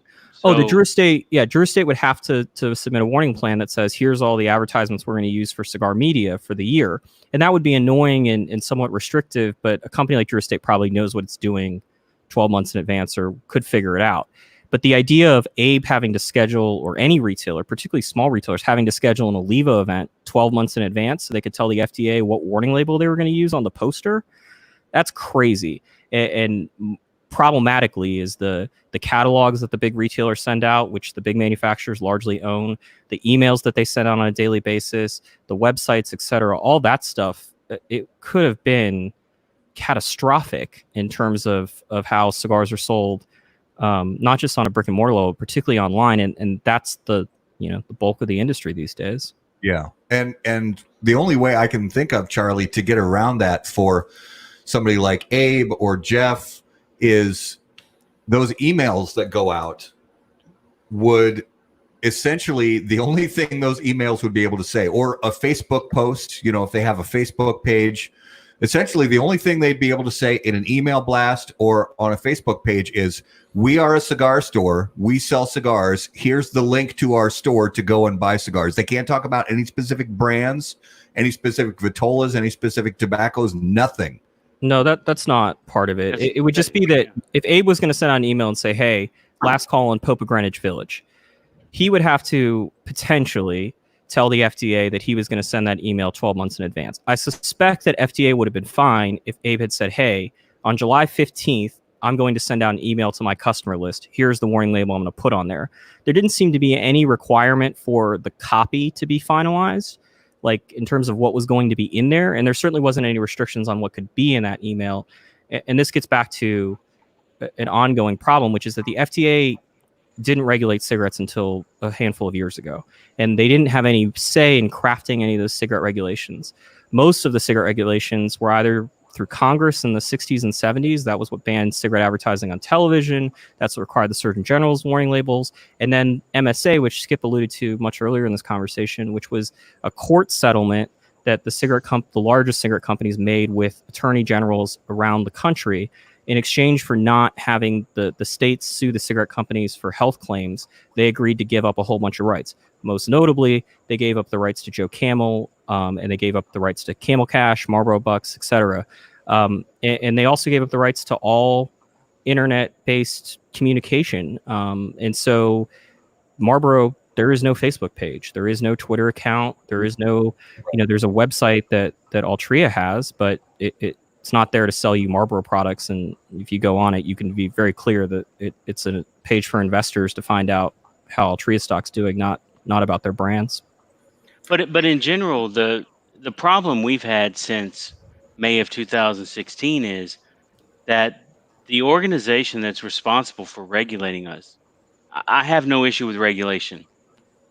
We sell a product that's supposed to be, we're supposed to be a product used by responsible adults, right?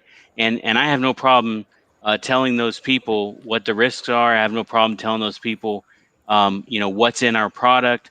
I have no problem being honest and being kind of a little bit more conservative about how I try to market to the people. The problem I have is that the people who are trying to regulate us don't understand our product. They've lumped us in with other products that are not like our product, and they don't understand how our industry works. So, in a lot of ways, the issues that we have are Please hold. the issues that we have are based on the fact that the people that are regulating us do not have the resources to do it the right way and don't understand the industry that they're trying to regulate. So, I have a factory in Nicaragua. I can tell you that there are a lot of opportunities for us to do things cleaner and more honestly, less bullshit, less fluff. But at the same time, I also think that a warning label that says cigars are not a safe alternative to cigarettes is also not true. Right, right. If you start smoking premium cigars, it may not help your budget, but it's definitely going to be less of a negative health impact on you. Go ahead. So Go. yeah, so in a lot of ways, the problem with the regulation is the regulations are designed by two kinds of people. One kind that doesn't really give a shit, but doesn't want to stand up and be seen as an advocate for tobacco, and then the other kind that just wants all tobacco to be eliminated. Period. And the people in the last group don't give a shit if it's fair or if it's accurate or if it's beneficial to the economy. They don't give a shit about any of that. All they care about is they want to eliminate tobacco, period. And then the second group, to me, are the biggest bunch of cowards because you'll go to sit down in front of them, like our congressman. You'll go sit down in front of them. You'll invite him here. Wow, I had no idea this kind of place existed. Look at all the details and the craftsmanship and everything. And this is an amazing small business in my district. It's like, yeah, how about you get the FDA to back the fuck off? And oh, well, I can't do that.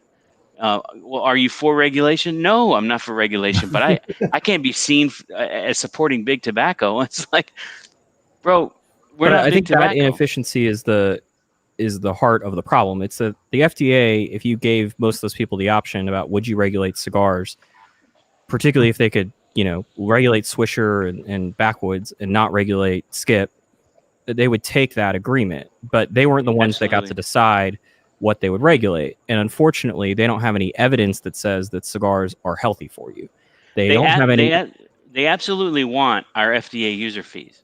But to be honest with you, I don't think that it's 5 the cents user a fees cigar. are guaranteed. Right. The user fees are exactly. set in a budget. It doesn't matter. It's just a matter of where it comes from. But they're going to get their 700 million and change this year, regardless of whether you sell any cigars or anyone sells any cigars. They'll just come from cigarette companies. But the issue is that the people in Congress were the ones that told FDA regulate all these products, and then they got to wipe their hands clean. And the people at FDA have to deal with how do we regulate all these products equally, or so that the e-cigarette people don't sue us claiming that we're treating cigars, unfairly in context of e-cigarettes. I now yield my time to Abe, who's on mute. Yeah. I was going to say in regards to the e-marketing, the email marketing you were talking about earlier, I had a question. So in theory, if we don't have to submit what the content is, wouldn't you just apply for every day next year with the warning label you were going to use? Well, yeah, but you would have to. I think in the email case, it'd be easy because you could just say, as long as they're not going to require the copy, which once again, there's no template here to figure this out. The email thing would be easy. The real issue would be is if you're a catalog, because you would have to say, this is the warning plan I'm going to use on page 1, and this is the warning label I'm going to use on page 2. And you would run the risk of, because the warning labels are based on the idea that you're going to send out 100 communications in a year. And so 25 of them need to be warning label A and 25 need to be warning label B. And so the one area where you would potentially run some risk and would be, what do you do if you suddenly don't ship a catalog? And so now you've lost 15 communications for that quarter, which now means you have to adjust. And because you've told the FDA 25 communications are going to have this warning label on them, but if only 10 had it, the FDA expects you to evenly distribute those warning labels because there's 5 different ones throughout it. And I just don't know how you would. Obviously, the solution on the catalog end is you just make all the catalogs 88 pages or whatever it is, and that's the end of it, and you ship them all the time. But the real kind of conundrum is, if the law went into effect next week, you would have to submit a year's worth of communication plans to the FDA already. Well, we already did that. We did that back in March of last year, I think. And look, it's all a moot point because the FDA has already said we have no intention of using any enforcement authority or resources to regulate premium cigars. Well, that's not what they And said. They said it was the lowest priority. which means they're not going to do it. They're not going But to. we don't If know they what send that means. if they send well, that's true. But practically what it means is if they send someone into your store with a sting or with an inspector, what they're really trying to look for is they're trying to look for you selling vape pens, or they're trying to look to make sure you're not That's selling utterly not true. adulterate. Well, You can go I'm tell- online. There's I a can link. tell You you. can go online. I can and tell you this. I can tell you this for a fact. There is an FDA inspection required on every single import of every cigar that comes into the United States. The customs clears our products, and then it goes over to an FDA inspector. That is essentially a rubber stamp. And further, there has not been a single instance of someone walking into a retail premium cigar shop and doing anything other than age verification. There's no product verification. There's no did you come out But with a cigar that how could didn't they do that? exist on Because August? SE's not been filed yet. No, was this product on the market August of 2016? Yeah, but There's they no. don't. But there's. We'll only know that scenario until once SE goes into effect, because it just doesn't make sense for the FDA to do that right now because SE applications aren't in. So how would they, if you just say, hey, this is an SE product that I'm going to apply for registration for in August? Well, right now there's already products that are coming into the United States that were not on the market in August of But 2016. what I'm saying, Skip, is that it's a moving target until SE goes into effect. Once SE's in effect, you can say, okay, this is this product. Do you have paperwork with the FDA to show that this is here? And at the moment, that's equally true today. If I were to sell our new product that we announced on Half Full this week, the Tarred and Feathered, which is a 5x56 box press Whiskey Rebellion. That Whiskey Rebellion existed before August 2016, but that size existed in another intemperance line, and I have personally figured that I am within the lines of bringing in 500 boxes of those cigars under a different brand because they're close enough to the Revenge to be the same cigar in terms of the definition of a product. but once again, once SE goes into effect, then the FDA will have the ability to say. But you're saying that law is not in effect today for that product? But because the SE registrations aren't due, it doesn't matter. They said no new products after August 2016 that were not already on. But they didn't require you to list what products you were selling on August 8th, 2016. Yes, we have. We've done a registration, a product listing, an ingredients declaration for all those products. Yes, but until SE goes, because you're going to apply for SE on Intemperates, Whiskey Rebellion. Yes, but my point is, as of today, we import products that were not theoretically were not on our registration or our ingredients listing that was due last year. My point is, all of this is about the ambiguity that's in the law, and the real risk isn't to me, because if I get a shipment that's held at the border in Miami, I can simply turn it around and send it to Germany because those products are easily can easily be registered in the EU. The risk is if Abe has $1 million worth of products sitting on his shelves or $2 million worth of products sitting on his shelves, a task force coming in and saying, I want evidence that every single one of these products is a deemed product that can legally be marketed in the United States, either because it was on the market before SE deadline or because it has received a marketing order from an SE application. The beach, run away. Or because it was grandfathered. And so Abe, as a retailer, every time he orders from a manufacturer, is taking a risk of bringing in product that eventually could be deemed an adulterated product. Yeah, but that eventually process starts with you. It doesn't start with Abe. They have to send a letter to you. You have a certain amount of time to respond to it. They deny it. Then you have a 30-day period of safe harbor to tell all the retailers, hey, this product has to be removed by October 1st. we'll take it back, or you have to destroy it. It's not like they're going to come into Abe's store and say, hey, this Intemperance Whiskey Rebellion is illegal without contacting you, the that's importer. what Nick Perdomo is telling everybody. No, but yeah. but like the real risk here, before I yield my time to Abe. We would have. I'm sorry, Charlie. We You're would good. have no way to prove or show what paperwork were filed. It's not in our. It doesn't makes no sense. The way that people are doing it, Abe, is they're sending notifications from their attorneys, like CI and other big famous and other big companies are sending notification to manufacturers saying you have to certify to us legally that these are not adulterated products, and if for any reason they're deemed adulterated, you have to compensate us for this inventory. Yeah, but that's just covering their ass in case you get in trouble. But like, I think it's also worthwhile to go back to like what FDA actually was doing before they suspended enforcement. Like, I think people in the cigar industry live in this world where the FDA just hasn't busted any cigar retailers, like not people that are selling a whole bunch of products, but a whole mess of like that are just premium cigar stores that you and I have been into. And you can go on the FDA database and start looking around, and there are stores that have gotten in trouble multiple times, not for selling e-cigarettes, but for selling cigars to an undercover person who was underage. And that's the you big go one. online and they list the products, and they're listing out New World Connecticut's and Ashton ESGs. They're not like there are the e-cigarette components and the Swisher Sweet stuff, but like there are cigar retailers, big cigar retailers who are very successful, who have gotten in trouble not just once, but twice and sometimes more in this very short period of time. And that's something, not to get back into the PCA discussion, but like that's something that the PCA should be doing with or without a trade show. They should be telling their retailers, because many people just don't know this. I had a conversation with a decent sized manufacturer a couple months ago, and he was clueless to the idea that dozens, if not hundreds of his accounts had gotten in trouble for selling cigars to undercover agents. And this shit's going on, and they're eventually going to have a retailer who's going to get suspended for 30 days from selling cigars.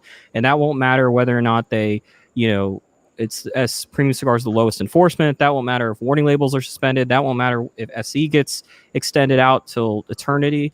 That's a reality of what FDA is going to do, because honestly, it's the easiest and cheapest way for them to do enforcement. It's the one way they know how to do enforcement, because they've been doing it in cigarettes for many years. I now yield my time back to Abe. No, I completely agree with that. No, I said Abe, not Skip. We get tested. We get tested, I'd say, every year between all our locations, at least 4 or 5 times. They'll send somebody in to buy tobacco product, and we don't know until after the fact. They'll send a letter saying that we sent somebody and tested you into your store and you carded them. So they're on the lookout. But the problem that we experience regularly at the retail level, even with some COVID regulations going on, right? It all depends on the method of enforcement, because if the enforcement on the street level seldom interprets what the law is. We run into this all the time, right? So we have an ABT department who came in, and ABT's job, their sole mission, as far as tobacco is concerned, is to make sure that nobody's skimping on tax that they're supposed to collect. Right. Okay. I only sell cigars, and we have very few domestic cigarettes, and only the ones with my bar that have a little bit more of an eclectic nightlife. We might have like 6 domestic cigarette brands, and the rest of it's all imported, right? So I'm either getting my cigarettes from Phillips and King's, or we go to the local Costco. So we pay the tax there when we buy it. And there is no tobacco tax in Florida. Why are they auditing me? There's literally no tax for you to collect from me. There's no tax I could be skipping on you. And you don't even have to have a permit in Florida, right? No, I have to have a tobacco license. Oh, right? Okay. Because I could be selling pipe tobacco or things that there is an OTP tax, but I don't sell anything in my shop that has an OTP tax. And I mean, other than the stuff that I've already paid when I buy it. So there's absolutely nothing that audited me for, or for them to catch. They have to justify their existence somehow.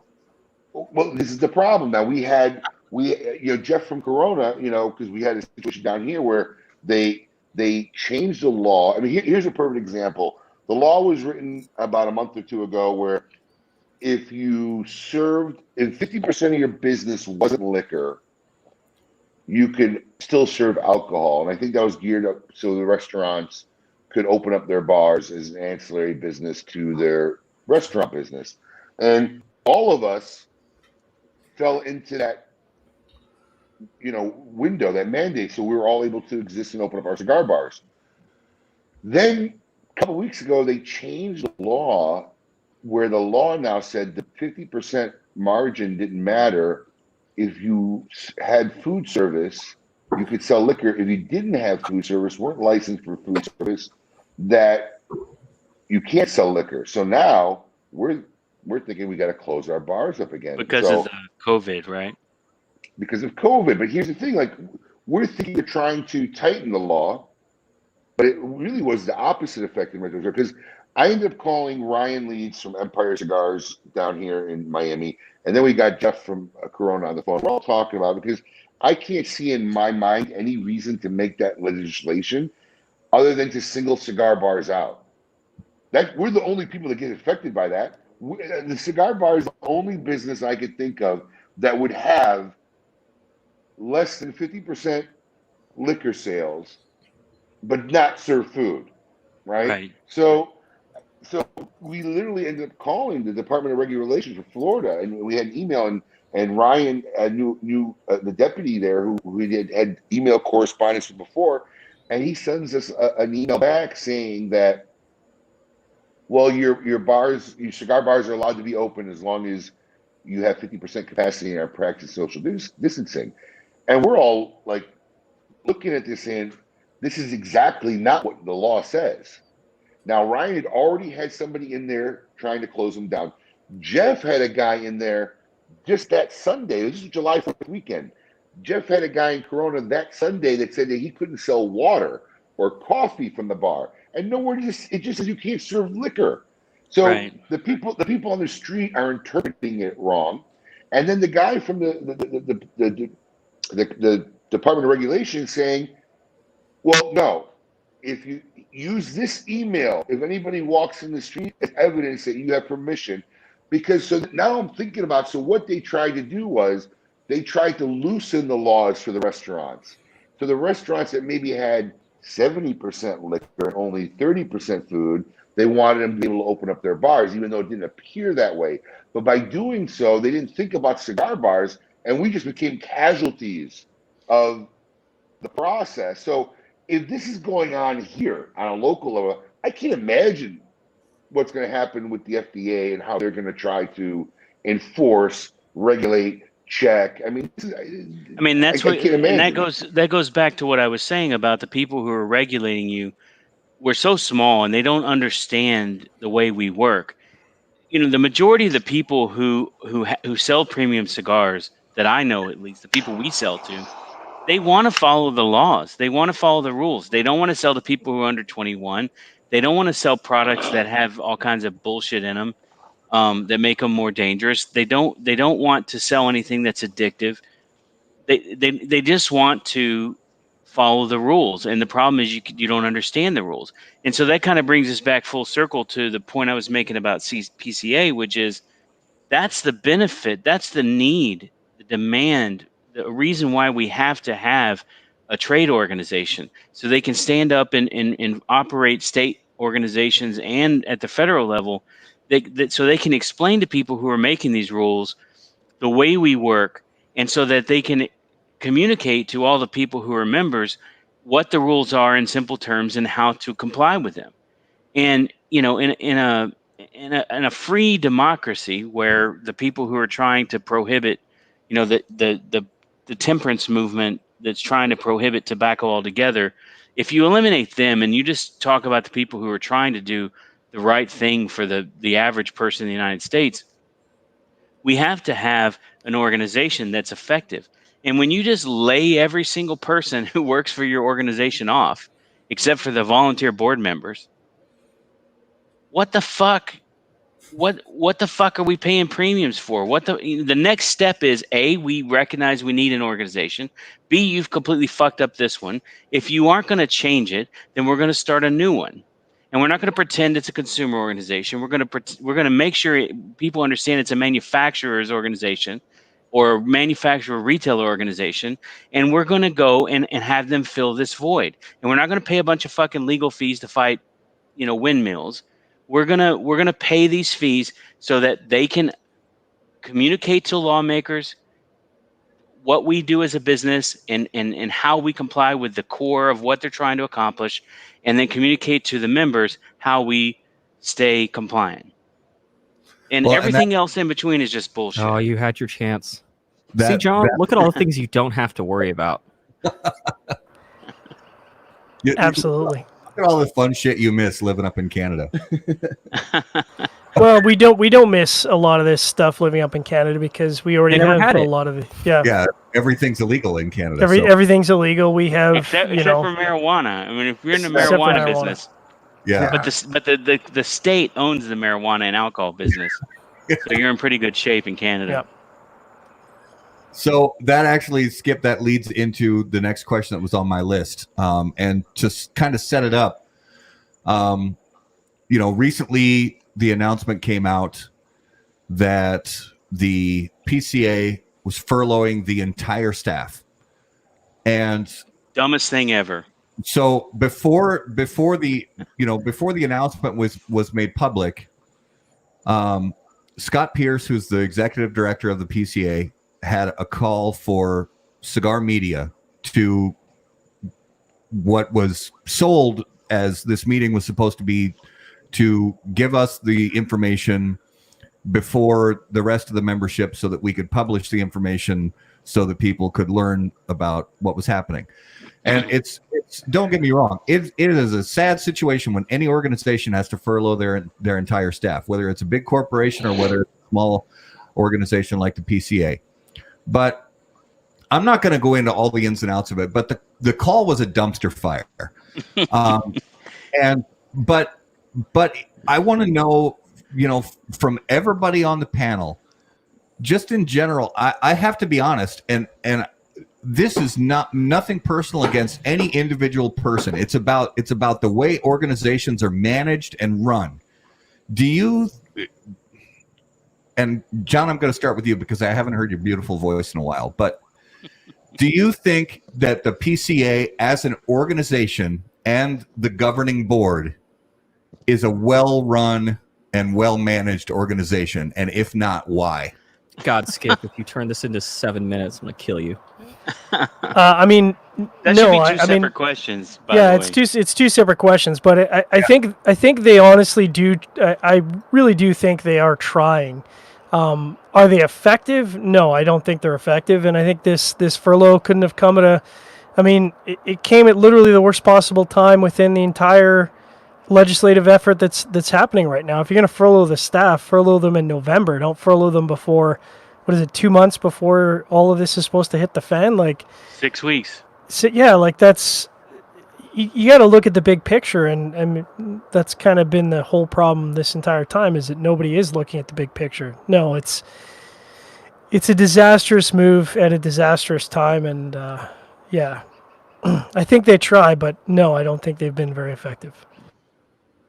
It's like that scene in Red October where the Russian submarine captain that's chasing the Red October, where the guy turned to him and says, "You've killed us all, you fucking asshole." Or whatever, "You arrogant bastard," or whatever the fuck he says. "You've killed us all." It's like that moment. Yeah. Charlie, I'm going to go with you next on this one. No, I previously went on record that I think that the board should be removed or resign, however you want to call it. But, I mean, I've written 20,000 words on this in the last 12 months, so there's a lot. I think one, this conversation, the ones that we were previously having, not about the trade show, but just about regulation, and then on the macro and on the micro level, highlights a lot of the deficiencies here, which is that the organization just consistently, outside of their mismanagement of the trade show or their inability to change, has problems when it comes to identifying what the pertinent questions are for their members, whether they're retail or manufacturer, and and too oftentimes seems like they're a bit late, or they're not proactive about trying to not just get ahead of on the lobbying side of things. I think in some instances they've done a good job on that, but in having the conversations with the industry about what the industry as a whole wants. And I think, rather than just deep diving into the list of issues, I think one thing that's very apparent is that the homogenous nature of the board, the executive committee that controls the PCA, where it's outside of the director, it's 5 retail members who, generally speaking, run very similar businesses.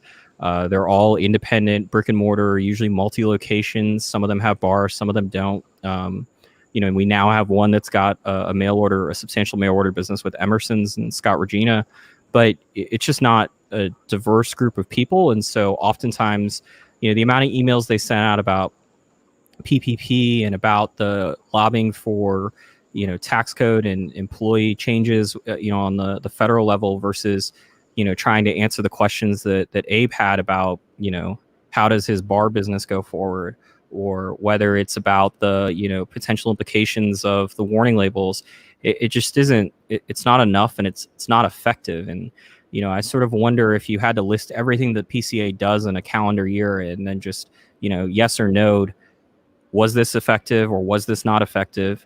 I suspect that a lot of it would fall in the second category, and then the list of things of like, where were the missed opportunities? It's crazy. I know they had issues with the Venetian and CBD, but it's absolutely insane to me that last year at the trade show, they didn't have a panel about CBD, because I think if you polled 10 retailers from various parts of the country, different sizes, different ages, et cetera, you would find that CBD was one of the top 2 topics that these people had questions about. And there was just a complete missed opportunity, and not in the restay. I know he's paying attention. It's not about the selling CBD cigars, but just in terms of, if I was a cigar retailer and wanted to sell CBD, what does this look like? That seems like something that's very simple and would be an easy win and a beneficial win for the PCA. And I'm not sure they even considered doing it, to be quite honest, because they're just going to roll out the guy that sells pet food for a living to tell you how to use coupons effectively. Or how to rescue your restaurant. Yeah. So are we seeing the end of the PCA? And going to what Skip was saying earlier, you kind of fold that shop up and start another one? I don't think it would be efficient to completely start over. I mean, that would be really stupid. But speaking of Risty, Risty has an importer, Andrew, who was trying to do the DIY FDA compliance from the beginning, right? Mm-hmm. They submitted grandfather applications. They submitted some of the first SE applications. Somewhere in the middle, you have like people like us that are paying really close attention, trying to do things through an attorney, but also not trying to go too far over our skis. And then you had the CRA kind of cabal that was going to convince through Trump was going to save us all, and we're going to hire a bunch of lawyers at $800 an hour, and we're going to carve out some kind of solution. Well, I remember looking at the balance sheet for the IPCPR a couple of years ago, with this huge kind of like $4 million war chest, this townhouse, all of the this healthy P&L, and then now they're laying off the very fucking people who are supposed to be doing the day-to-day work. And it's like, how, by any measure of any organization, as a stakeholder, a stockholder, a contributor, a member, whatever the fuck you want to call me, Charlie, Abe, if you look at the beginning and then you look at where we are now, the entire organization has been mismanaged. And I don't think it's because of Scott Pierce or Christine Morgan or the legislative person who's doing the day-to-day work. I agree. It's because the entire organization has been financially and mismanaged, and they have mismanaged their trade show, they have mismanaged communication, they've mismanaged relationships. They have 5 or 6 key stakeholders from the retail side, from the manufacturing side. They get in a room and decide things, then they do a press release to Cigar Aficionado, and then supposedly everybody else is supposed to just fall in line, which we've essentially done, except that the results are garbage. Well, And the so, falling in line thing happened because for decades, to my knowledge, it wasn't relevant. You know, there right. weren't FDA regulations. They would Well, go it was out on relevant. the It was relevant in the state. I can tell you from a guy who yeah, was a on the Texas. state. I was about to get there. On the Yeah, state level, yeah. the funding they did on that side was certainly important. But people, you know, I mean, I remember walking into IPSPR panels years ago, and there'd be like, I think a year before the FDA regulation showed up, there were 20 people in the room. 6 of them were on stage. There were 20 people in a conference room, and it was like, what the fuck? We know the regulations are coming soon. This is after 2014. Like, it's only a matter of time. And then, you know, shit hits the fan in 2016, and all of a sudden they have to do 2 overflow sessions in a supersized room. And, you know, so much of this, I think, would be solved. I don't really have any knowledge of how other trade organizations work, but before I yield my time to Abe so that he can speak, I think that the biggest annoyance and an easy solution would just be to have a more open dialogue. You know, we don't know what the PCA's budget looks like. We know what it looked like at the end of 2018, and there was a whole mess of money in it. And now we're told that the trade show and what's happened in 2020 has been disastrous financially to the point where they have to furlough the entire staff, which raises the question of the fuck are they doing? But like, not like what's the money, but like what is the PCA doing if you furlough the entirety of the staff? Like, what's the point of having a PCA? Let me tell you though, I have Charlie. not, No, not, hold on, real not quick. yielded my time to Abe. Before you yield to Abe, not one I was time is yielding to Abe anyone, to get away from you. not one time as a board member, a manufacturing interested partner, or a staff member from the PCA, other than a 2-hour conversation I had with Scott Pierce, has anyone ever called me and said, "Hey, Skip, you're a manufacturer, you're a small member. Can you do something to help us out financially to help us with the battle?" The answer out of my mouth would have immediately been, "I got $40,000, $50,000 for you right now. I can wire it to you tomorrow." However, you have to amend the rules that the board abides by to have open elections. You have to have manufacturing interested people on the board. You have to have media people on the board. You have to do something to diversify your revenue stream. I will absolutely cut a check tomorrow if you guys involve yourself in an earnest effort to reform the way the organization functions. So I'm just getting like before that, like you keep mentioning there are these, you know, the manufacturing parties that are part of the decision making. Like, who are those people? You go on the PCA's website, they're not identified. Like this is They're the board members of the It's CRA. but this is the issue is like so much of it's done in secret, and Right, that's just not a right. good way to run a trade organization as far as I'm concerned. I now yield my time to Abe. Thank you, Charlie. If it wasn't for you, I probably couldn't say a word on this thing. No, you'd be like That's not- John on mute. Abe, that's not true. I'm busting balls. So no, listen, I'm just trying to keep track because I'm trying to remember all these things Take I want to notes. say. Is, as you guys are both bringing up great points here, and John's watching the show. He's Canadian. None of it applies in Canada.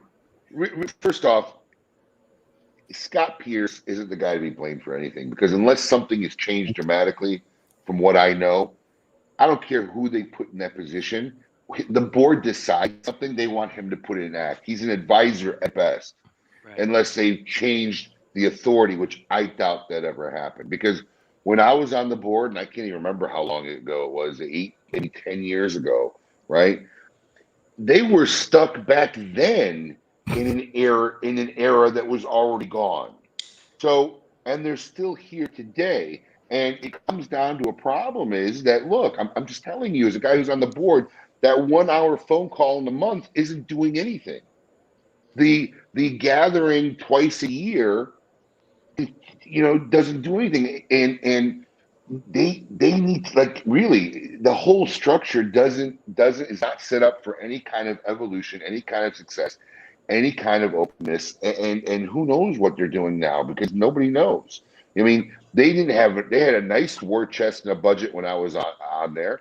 And, we do need an organization for stuff like FDA and stuff that you've mentioned, Charlie, and Skip's mentioned, just as on an organizational level. Look, there are times I can't even keep track of what the laws are and what states I could ship to and not ship to. Who am I calling? And believe me when I tell you, I call some of my other big friend retailers and they're not sure.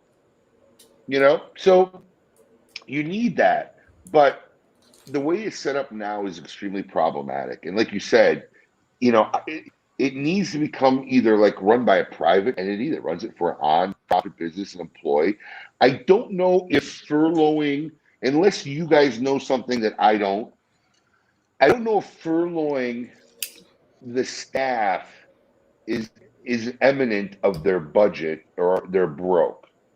Unless somebody really knows something, I know, because I could totally see this board wigging out. Oh, we made no money. What are we paying these people for? Because in essence, let's face it, what is the board really doing other than putting on a trade show?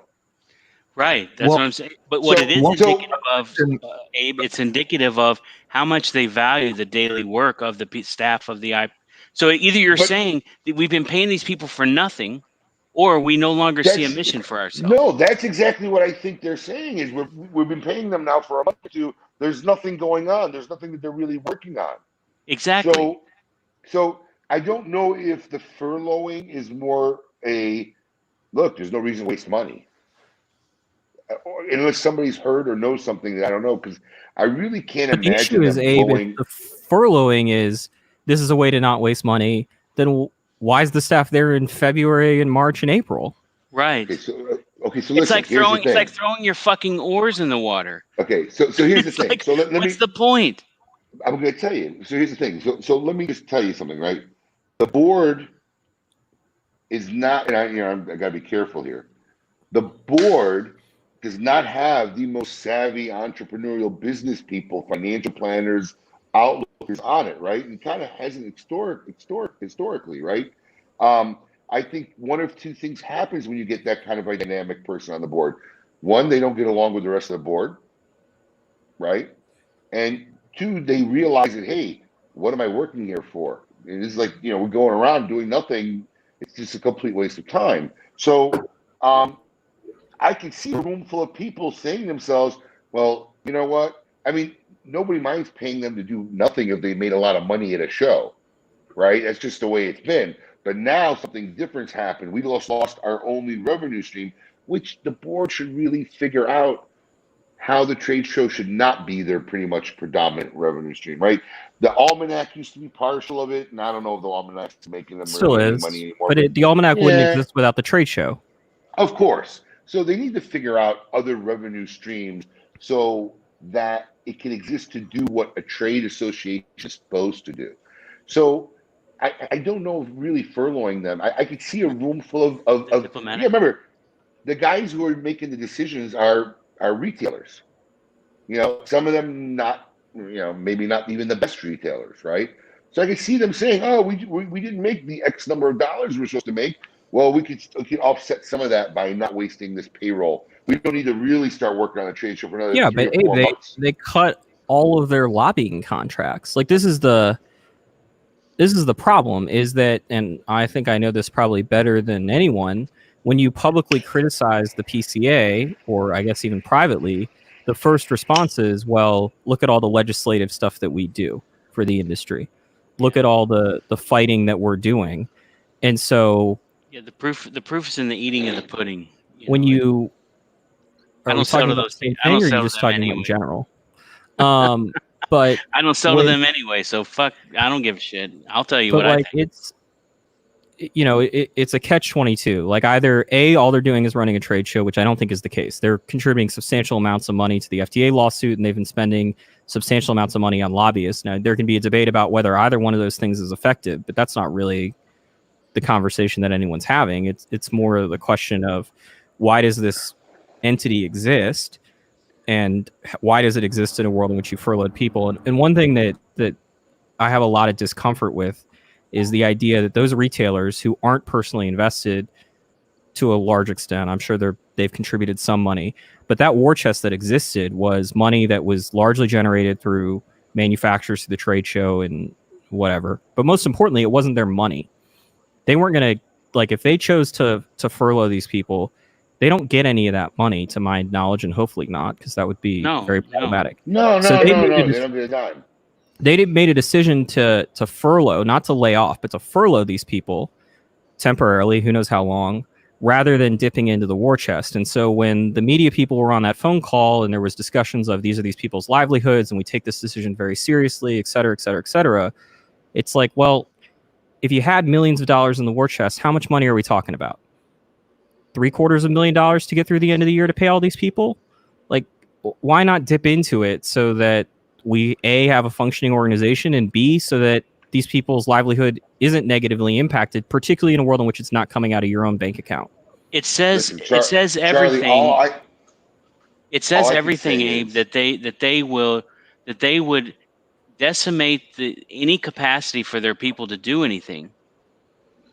At the same, go ahead. I get you, but all I can say is, look, I don't like to assume what goes on in the business boardroom or people's minds, right? Because I've been on that page of making a decision, and you want to know what?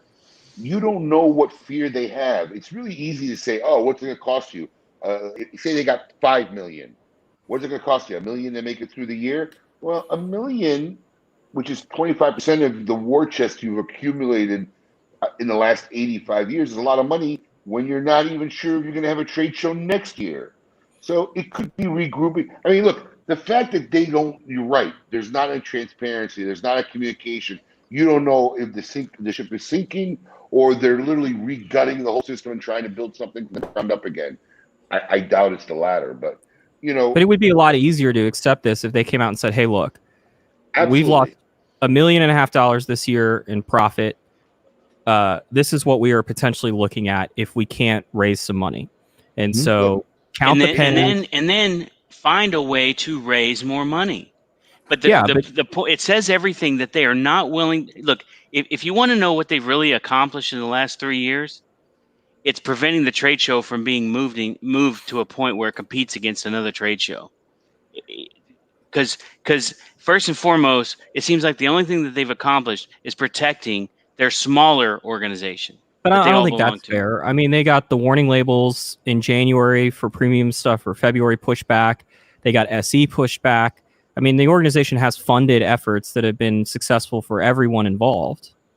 I agree, and that's why I started with the organization itself. Look, if you want to know anything that we've collectively, not just 5 people, but we all as an industry have collectively accomplished in the last 4 years, it's broadening the message that we make a product that's different than other tobacco products, and that you should care about us. And in a very significant way, they've been very successful in doing that. Whether that's turned into real action or not is a different discussion. But I can actually go talk to my congressman, and he has heard this message, and he understands this bill. He understands what the battle is. He understands FDA regulation. And that's been accomplished through the efforts of the CRA and the PCA. I think one thing Go ahead, John. Go ahead. I just want to quickly hop in and say I think it's probably very easy to dismiss a lot of this discussion as straight up criticism, but at its heart, I think all of this comes from a place of all of us want to see the PCA and their efforts as successful. We want to see the board be successful. We want to see the trade show continue to be successful. But the big message that we're obviously communicating is that it has not been successful. And the whole point of this discussion is, I think, talking about ways that it can be successful. So I just want to get that out there because, like I said, I think it's too easy to dismiss a lot of this conversation. This discussion is, just picking on the PCA or picking on the board. And that's not really the goal. The goal is to move the board and move the decision-making to a place where it is successful and effective for its membership. And that's why I started my discussion with they're critical to our success as a manufacturer. And they're critical to the success of our retail partners. And that's where we start and that's where we end. There has to be some organization that does the things that we need them to do. John, I don't want my statements to be misinterpreted, right? My statements of the board is not so much also just critical of their ability, but it's just a reality, right? I don't know how I could run my company on a 1-hour phone call a month successfully, and not be really vested in it. These are people who are volunteering, right? They're not getting paid for their time. And it's a struggle. It's a thankless job. And they're trying to run a trade show. So what's the realistic expectation of what we can expect out of these people? So the structure. The structure is almost a defeated structure from the beginning.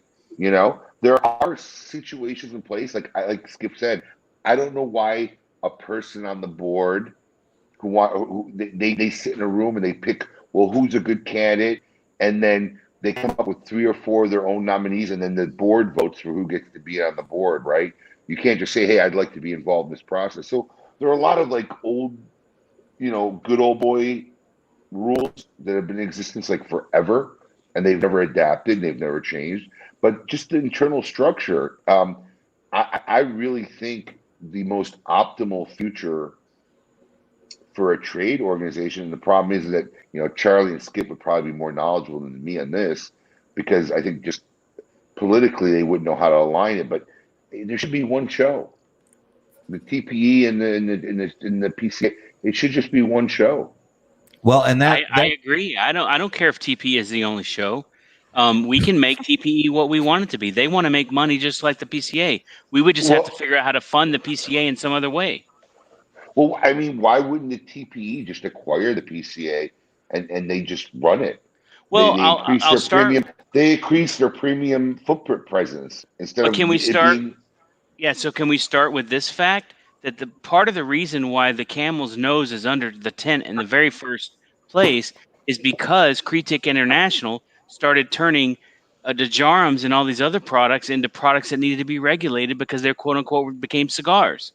So, look, Phillips and King and their board and their CEO and their employees are going to do what they're going to do that's best for Phillips and King. And the majority of that has nothing to do with my business.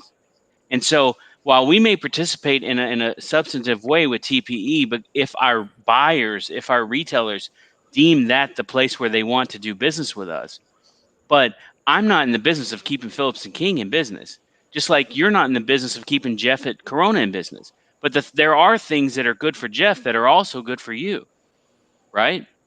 Yeah. And I just want to go on record in saying that before I get another drink, because God knows I need one.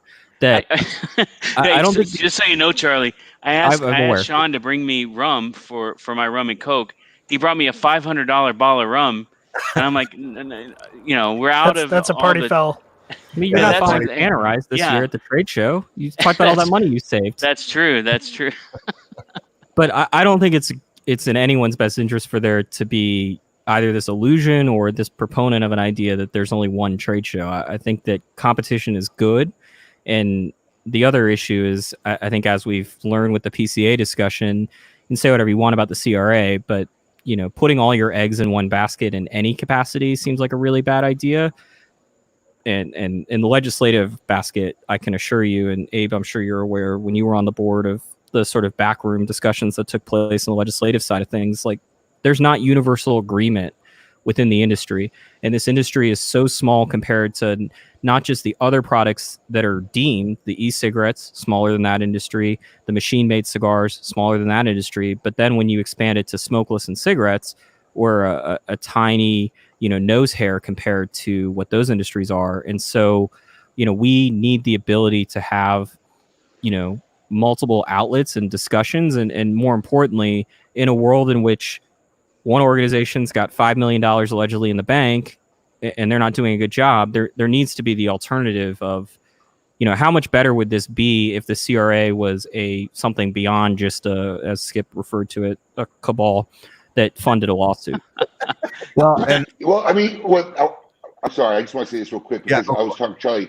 You talk about the CRA funding legislature, but that's not work, right? I could stroke a check, right? So, I mean, being able to provide funding for lobbyists or things, I don't know how much of that ends up being day-to-day work for them, but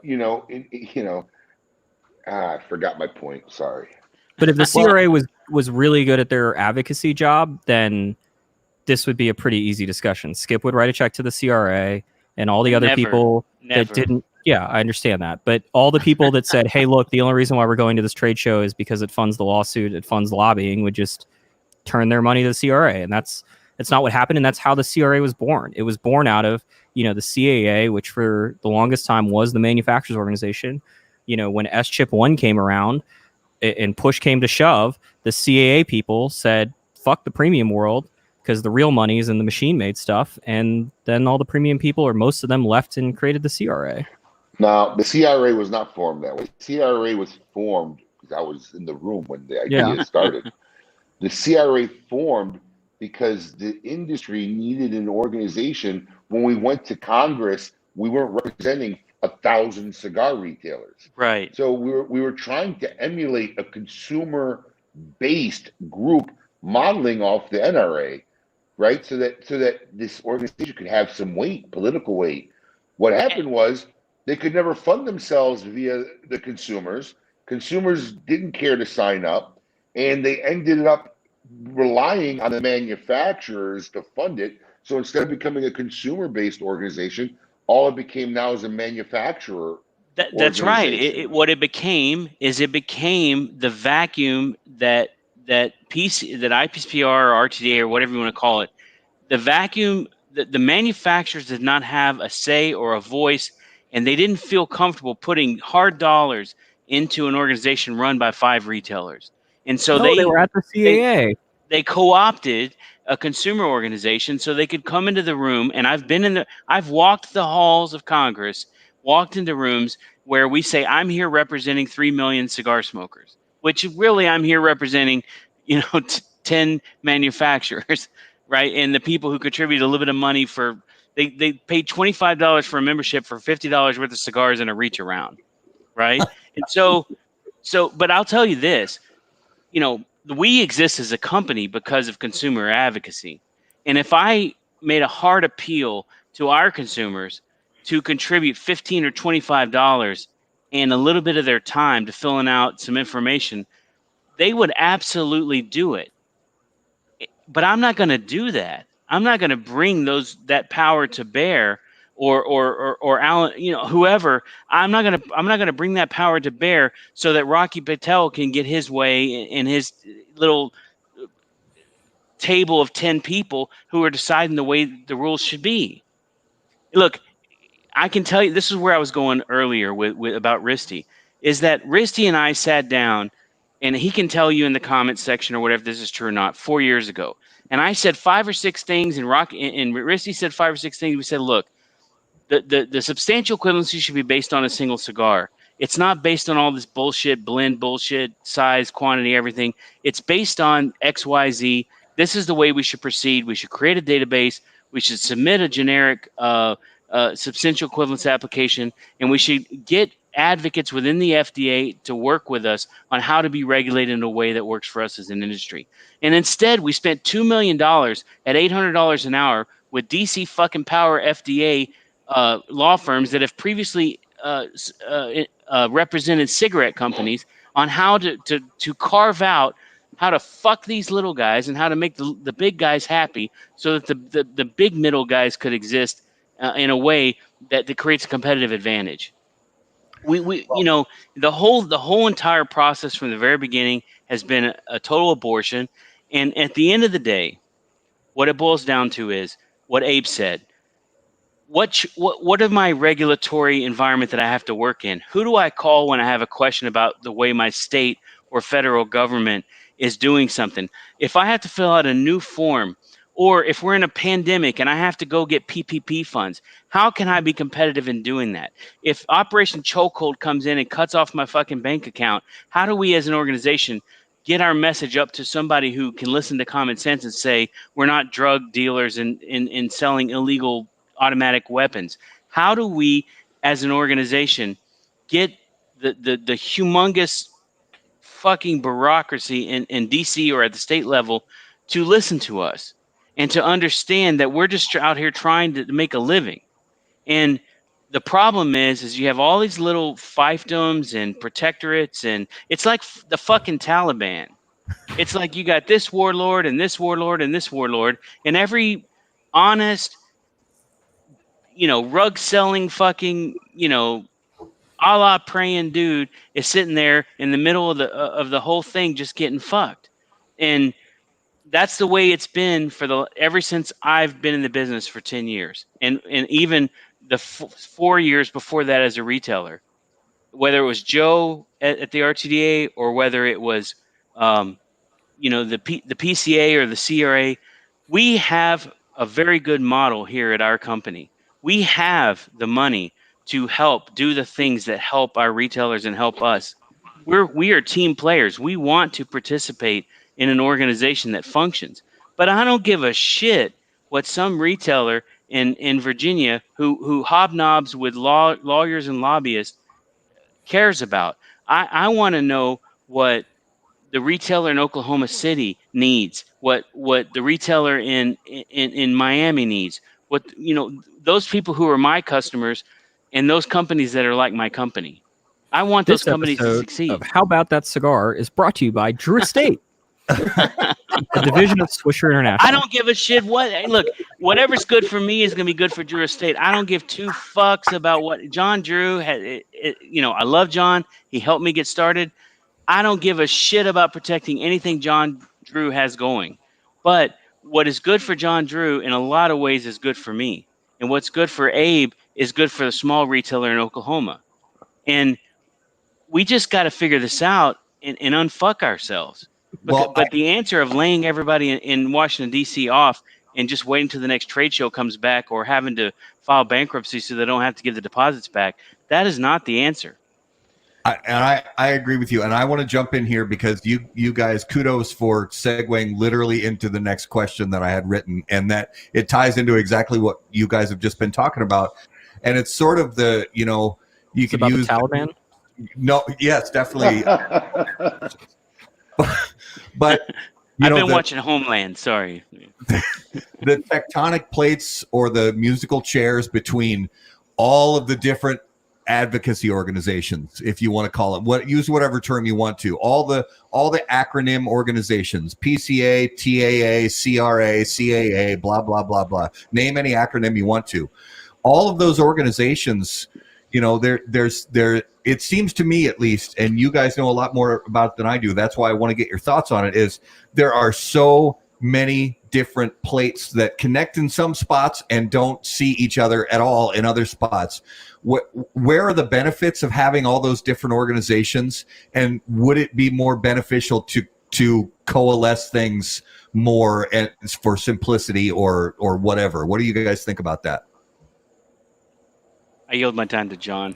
I think I need to do what Charlie did and get a drink. I yield my time to Charlie.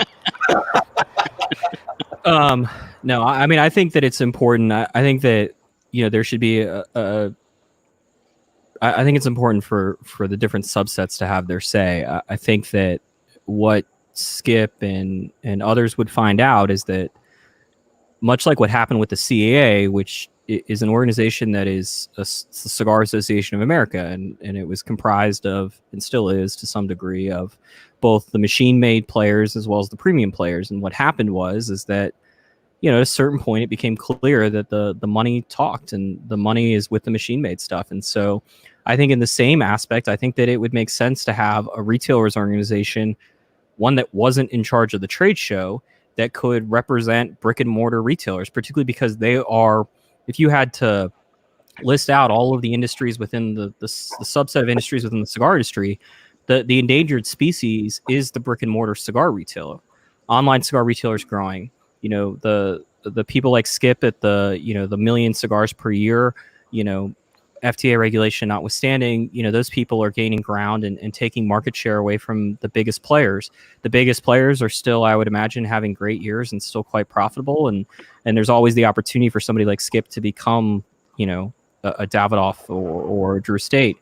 And so I think that it's make more cigars. Yeah, you'd have to make. I don't want to make more cigars. I just want to live. There you go. Just let me live. But that that mobility exists. The one area where every day that goes by, coronavirus or not, where a certain market share is being taken away, it's with the brick and mortar retailers. And so I think it would be helpful for them to have their advocacy and to have people that are specifically looking out for them. I think the issue is that it's intertangled with the industry as a whole. I mean, the organization decided they were going to call themselves the Premium Cigar Association, and depending on the day of the week and what the topic is, they'll say we represent the entire cigar industry. And then other times it's, well, we only represent the brick and mortar retailers. Well, also machine-made cigars made in Tampa. Yes, well, by antique machines. Right, by antique machines, right. But, I don't think it would be good, and I think for the same reasons why, I have to keep yielding my time to Abe.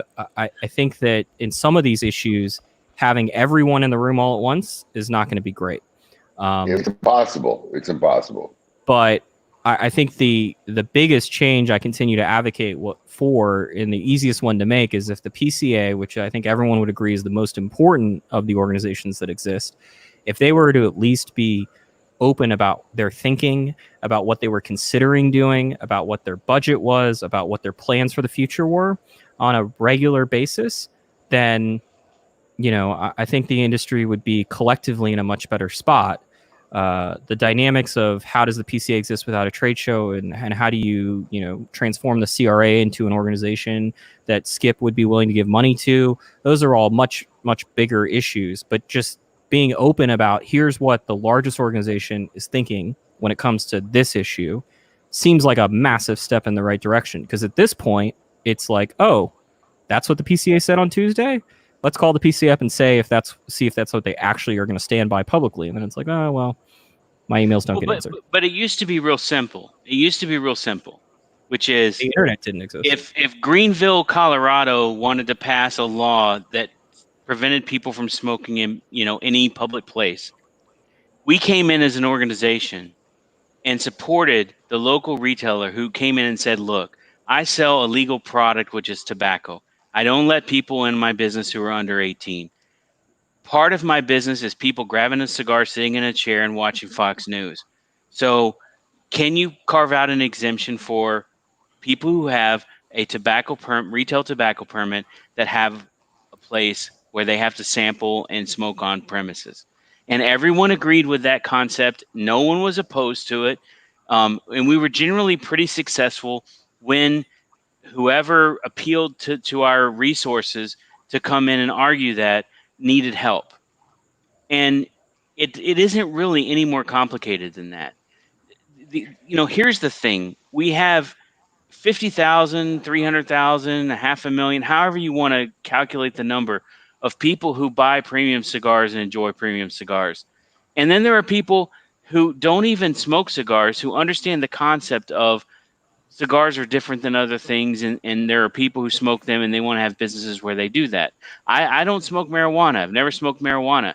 If you want to smoke marijuana and you want to have marijuana, I don't give a shit. You could count me as an advocate to come in if you ask me for help to help you tell the government that we as a people do not want you regulating marijuana, and we do not want the drug war, and we do not want you telling people who can legally sell marijuana how they should run their businesses. Skip, you have 30 seconds to figure out how to incorporate the Taliban.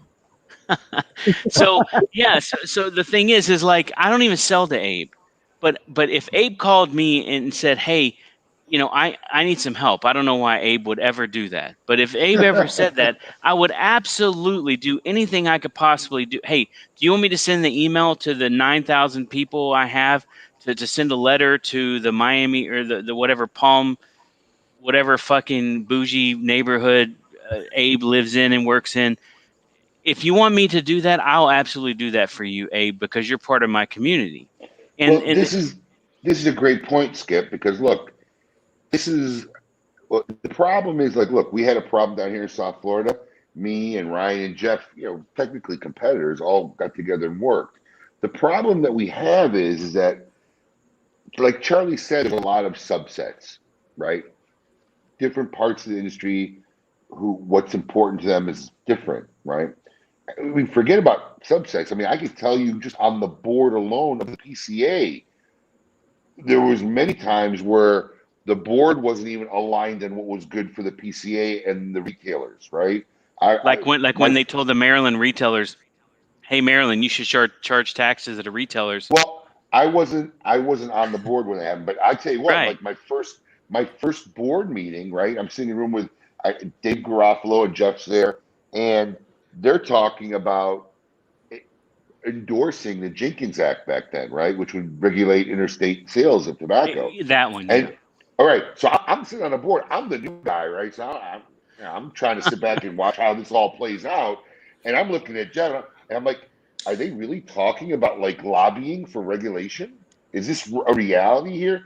And after I finally mustered up, and I said to the board, I said, do you even know what percentage of your membership sells tobacco? Because I'm not even sure if I had a website back then, or maybe I just started having a website back then. But I had been shipping out cigars because we're very seasonal here in Florida. So customers would come down, we get their email. So we're running to the post office mailing packages long before I was doing it on internet. And I'm like, do you even know what percentage of the membership? Then how can you say you're representing the membership when they're so stuck in their mind about what the membership was? So even just in the PCA, they're not even aligned all the time. So the But problem is if that that board could be formed, Abe, if that board could be formed and changed, and if people had a real voice in their organization, then at least you could have a say so in those. If you had a real conference call where everybody said, "Hey, we're considering the Jenkins Act, and what do you guys think about it?" It's possible 70% of the dumbass retailers across the country would say, "Yeah, eliminate my competitor." But if you had well, consumers and media and manufacturers who say that's a this is stupid what fucking idea. But that's what I'm saying. I don't think the board really shouldn't be made up of retailers, or maybe retailers who are still in business, because they always will end up wanting to sell things where they think it's in Well, their advantage, which is not the but advantage for the whole. But the other groups, here's the problem: when you have a law or a regulation, the one faction, it's not good enough to say, "Hey, this doesn't affect us," or they want to shut down the other thing, right? That's what we're fighting for. It's not like let the premium cigar side do their thing. We're fighting big tobacco who wants to fight the premium. So I don't know how that ever works. I don't know how it ever combines because it's just but insane. the way it And then at the end of the day, the money wins, and doesn't that's what's work going on. is 5 people in a room making a decision for the entire industry. Amen. That's the one scenario. Like, I'd rather have, the PCA send out an email or survey, and whatever retailers respond, and even if it's 70% of the retailers that Skip called dumbasses, or I guess he called 100% of those 70% dumbasses, but even if it's 70% of them vote for the Jenkins Act, that's better than 5 people in a room making a decision and not letting anyone else, have a say in it, and then representing it as if that's everyone's opinion. Agreed. Well, the unreality of that is that if you send, I mean, if you, I've sat on boards where you send emails out for votes and stuff like that. If you send out an email or a correspondence to the whole organization, you'd probably have the 12 guys who mailed in their ballots and responses. But it's still better than the 5 people in the room. True. Right, but I've always functioned under this premise as a company. I was a cigar smoker. I didn't smoke cigars, and then I did, and then I really smoked a lot of cigars. And I always think back to every decision I make as a company, as a manufacturer, at the factory. Every decision I make is, how would myself view this as a consumer of this product?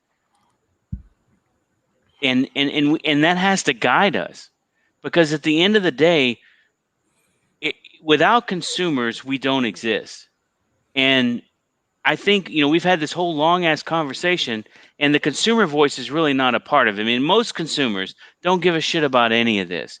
All most consumers care about is, can I buy my cigar at a fair price without a bunch of fucking taxes, that doesn't have a bunch of bullshit in it that I don't know is in there, and can I get it when I want it? And can I just buy it and go smoke it with my friends and not give a shit about any of these politics or the boards or the organizations or the trade shows? I don't go to the fucking trade show. I'm a consumer. I don't go to the trade show.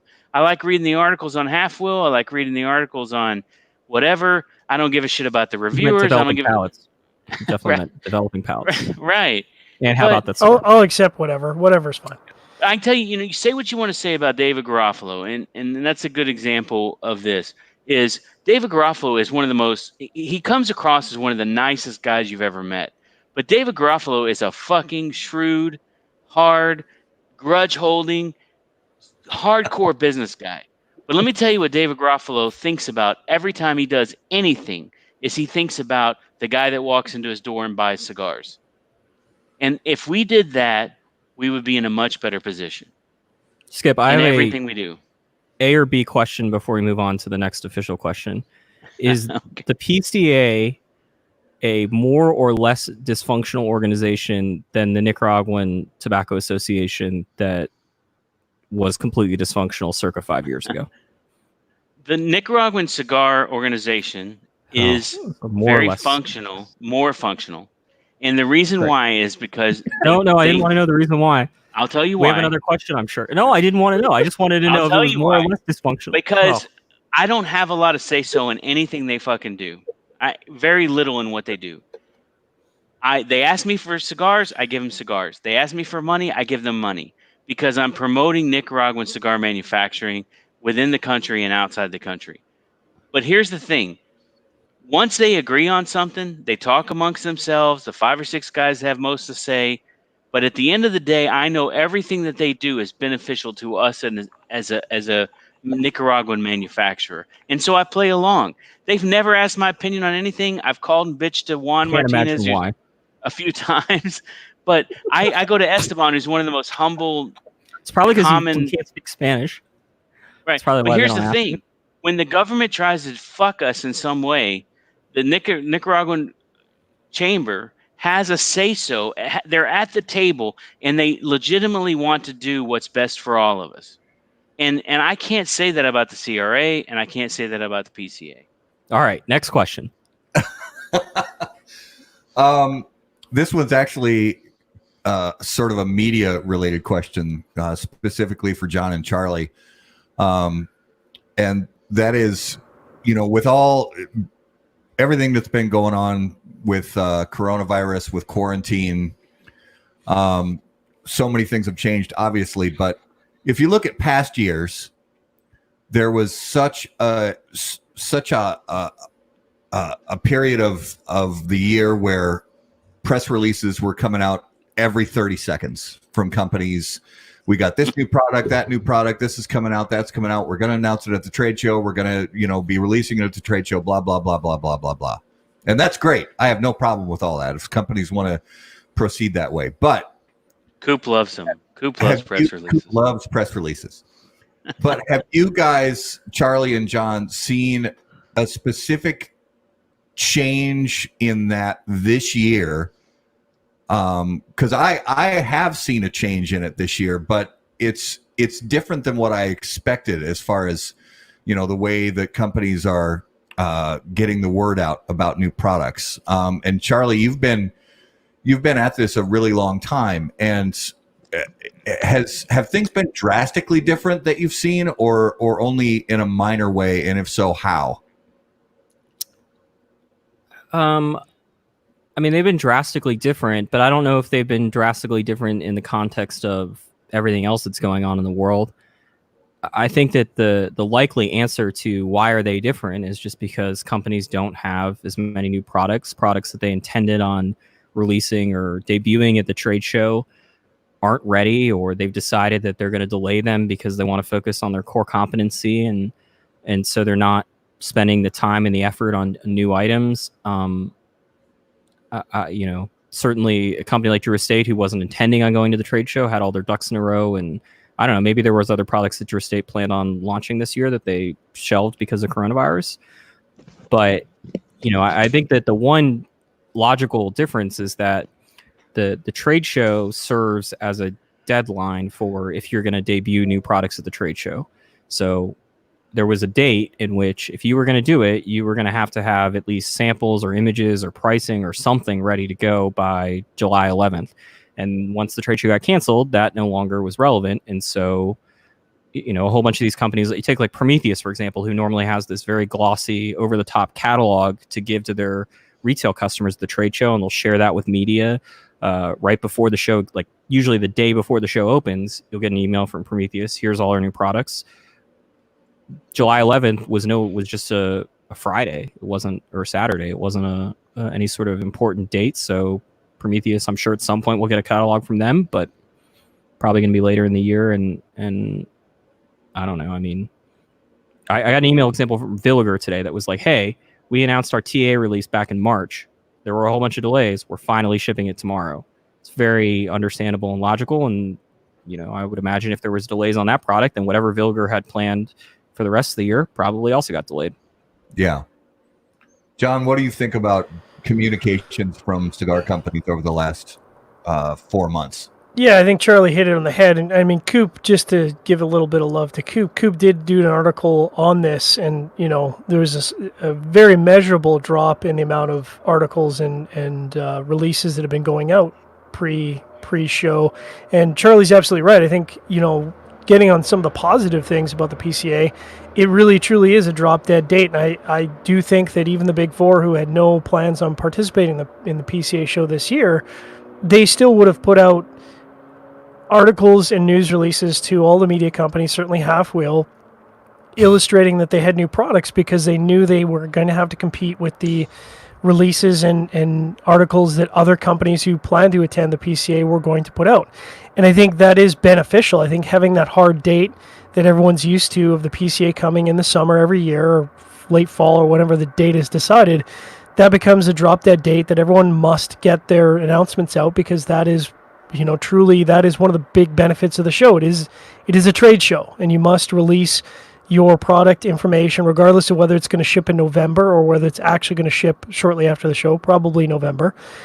But it still serves as a great anchor point for the year that all that information comes out. And I think that is beneficial to the industry.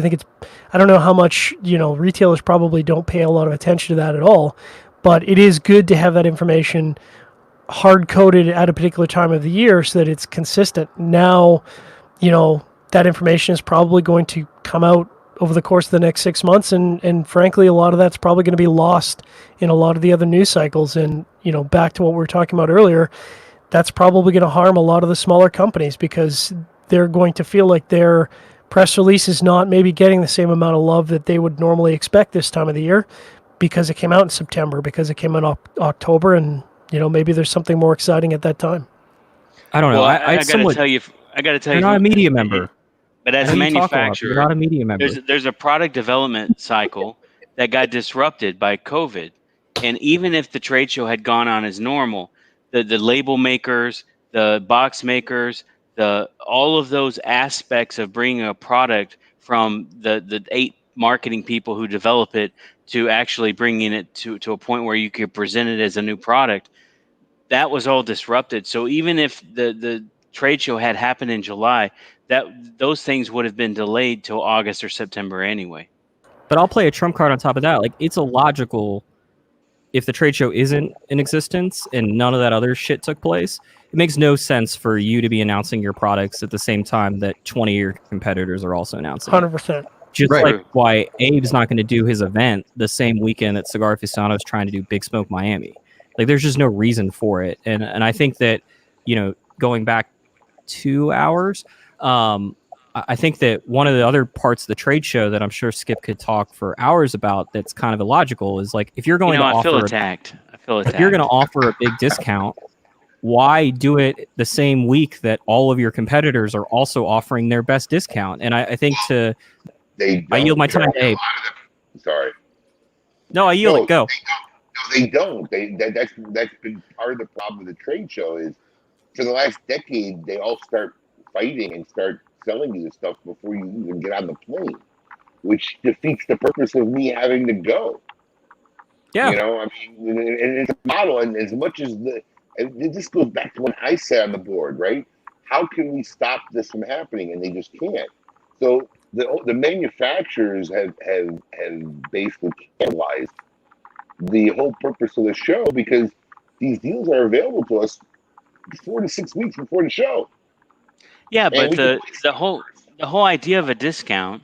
There we go. That's the conversation I was hoping for. The whole idea of a discount has been, from a manufacturer or wholesaler perspective, is a lever you pull to lower your inventories or to generate spikes of revenue when you have cost spikes or when you have excess inventory. And what's really happened in our industry is discounting has become mainstream part of the model, where you have companies like, I won't even say names, but you have companies that offer the buy 8 get 2 free, buy whatever all year long, right? So, like, For us, discounting is about it. Look, you make plenty of margin, Abe, but there are fixed and increasing costs that are happening on the manufacturing side every single day, and really at the end of the day, what happens is the cycle has in our industry has become overprice something at MSRP at $15, discount it at the wholesale level, get the inventory over to the retailers, and then the retailers will excess discount to get it out to the consumers, so that it ends up being where it should have been in the first place. So, um, we use discounting really. We never have excess inventory, so we use discounting really as a lever to accelerate sales within our brand within a particular retailer, or to move um, to move for a cash need, right? So, um, discounting has become such a core part of what our model as an industry is, that having it kind of set to a date of a trade show, like you said, it's not even realistic in the way that our business works now anyway. But I mean, We essentially work on a year-round discounting model yeah, I as an mean, industry. Abe has said this, Charlie said this, that, and just to reiterate and hammer this point home, the trade show can't just be about discounting products. Like, that model has long since shipped and sailed off into the sunset.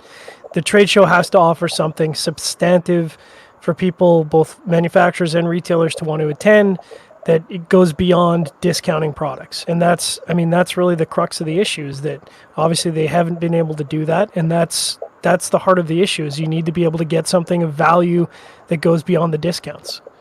Over a 10-year-old conversation. Right. That conversation right there. I mean, the big mail order guys are doing so much volume right now, they don't even have the leverage to pressure guys for. I mean, if you take the 4-week pause of manufacturing and you throw that against lower inventories at the wholesale level, and you throw that against the extremely high demand at the big guys level, discounting right now is not even a focus unless it's completely built into your MSRP. Well, And for wrapping it up to the core audience of how about that cigar, you should know the one person that gets fucked in this equation is the consumer. The consumer That's gets exactly fucked. right. Yes. That's exactly right. And that's why we don't discount, because we're here for the consumer. I love the retailer. They're great partners. I want them to make money just like we make money. But at the end of the day, we want to make good cigars and sell them at a fair price. And I think that's a point, like, the brick and mortar retailers need all the help they can get, I suppose. But, the cigar industry is going to, once it figures out what it's going to do with the PCA and the trade show, which are two separate conversations, the next moment of reckoning, and it was part of the Big Four's complaint, was, this business model that's been created is not one that's sustainable. And the consumers, particularly at the brick and mortar level, if you're buying from the big catalogs, you have a shot at getting a discount that's not an event-based discount. But otherwise, I can't think of a time in which I've walked into a store and seen, a 20% off sticker on a box of cigars that wasn't a clearance table. And I know these people aren't paying full price for cigars. yeah. But that's a different the podcast. cigars, this is basic capitalism. The cigars that people want are in short supply to the retailer, and therefore the retailer, unless they're a complete dumbass, does not discount it to the people who come in looking for it. The only thing that's discounted is the stuff that's easily made in excess, so that the retailers have excess inventories, so that the consumers can get it at a cheap price. Our next question is brought to you by Cigars International. And one other big thing that's come up in the last 4 or 5 months is there have got to be 50, 70, 100 new cigar, not new cigar companies, but 100 cigar companies that have a new podcast or YouTube show or Facebook Live show or Instagram Live. And all these companies that are, they, because of COVID, and it's not just cigar companies, honestly, it's companies of all different types of products, that are realizing, hey, we, as long as we're in the middle of this craziness, we have an opportunity, or now really the only way we can reach a lot of our customers is by getting out there and creating sort of a media avenue to reach our customers. And there's a lot of cigar companies that are putting on their own shows, and don't get me wrong, I think it's fine if them doing that, and some do a great job with it, some not so much, but there's just a lot of that going on. And I assume you guys have seen a lot of this happening on Facebook and things like that. What are your thoughts about that? You're gonna see that slow down. I'm just I jumping out. agree. Yeah. It's too much work. Number one, you could get Juan Cancel to come on any of those. Abe is an expert on this topic. But Abe, am I wrong? You can get Juan Cancel to come on any of those. Juan Cancel's an anomaly, all right? But I mean, look, here's reality. Like, I've dedicated now, I think, almost 10 years to. I don't consider myself media like Charlie or John. My show is more entertainment, right? We're not really. I wouldn't consider myself any kind of reporting or news media. So we just like to entertain and talk and reenact what happens in a cigar lounge in front of an audience. So it was a lot of what happened because people had nothing to do. People were going in the office. I mean, we even started seeing the PCA start doing videos, right?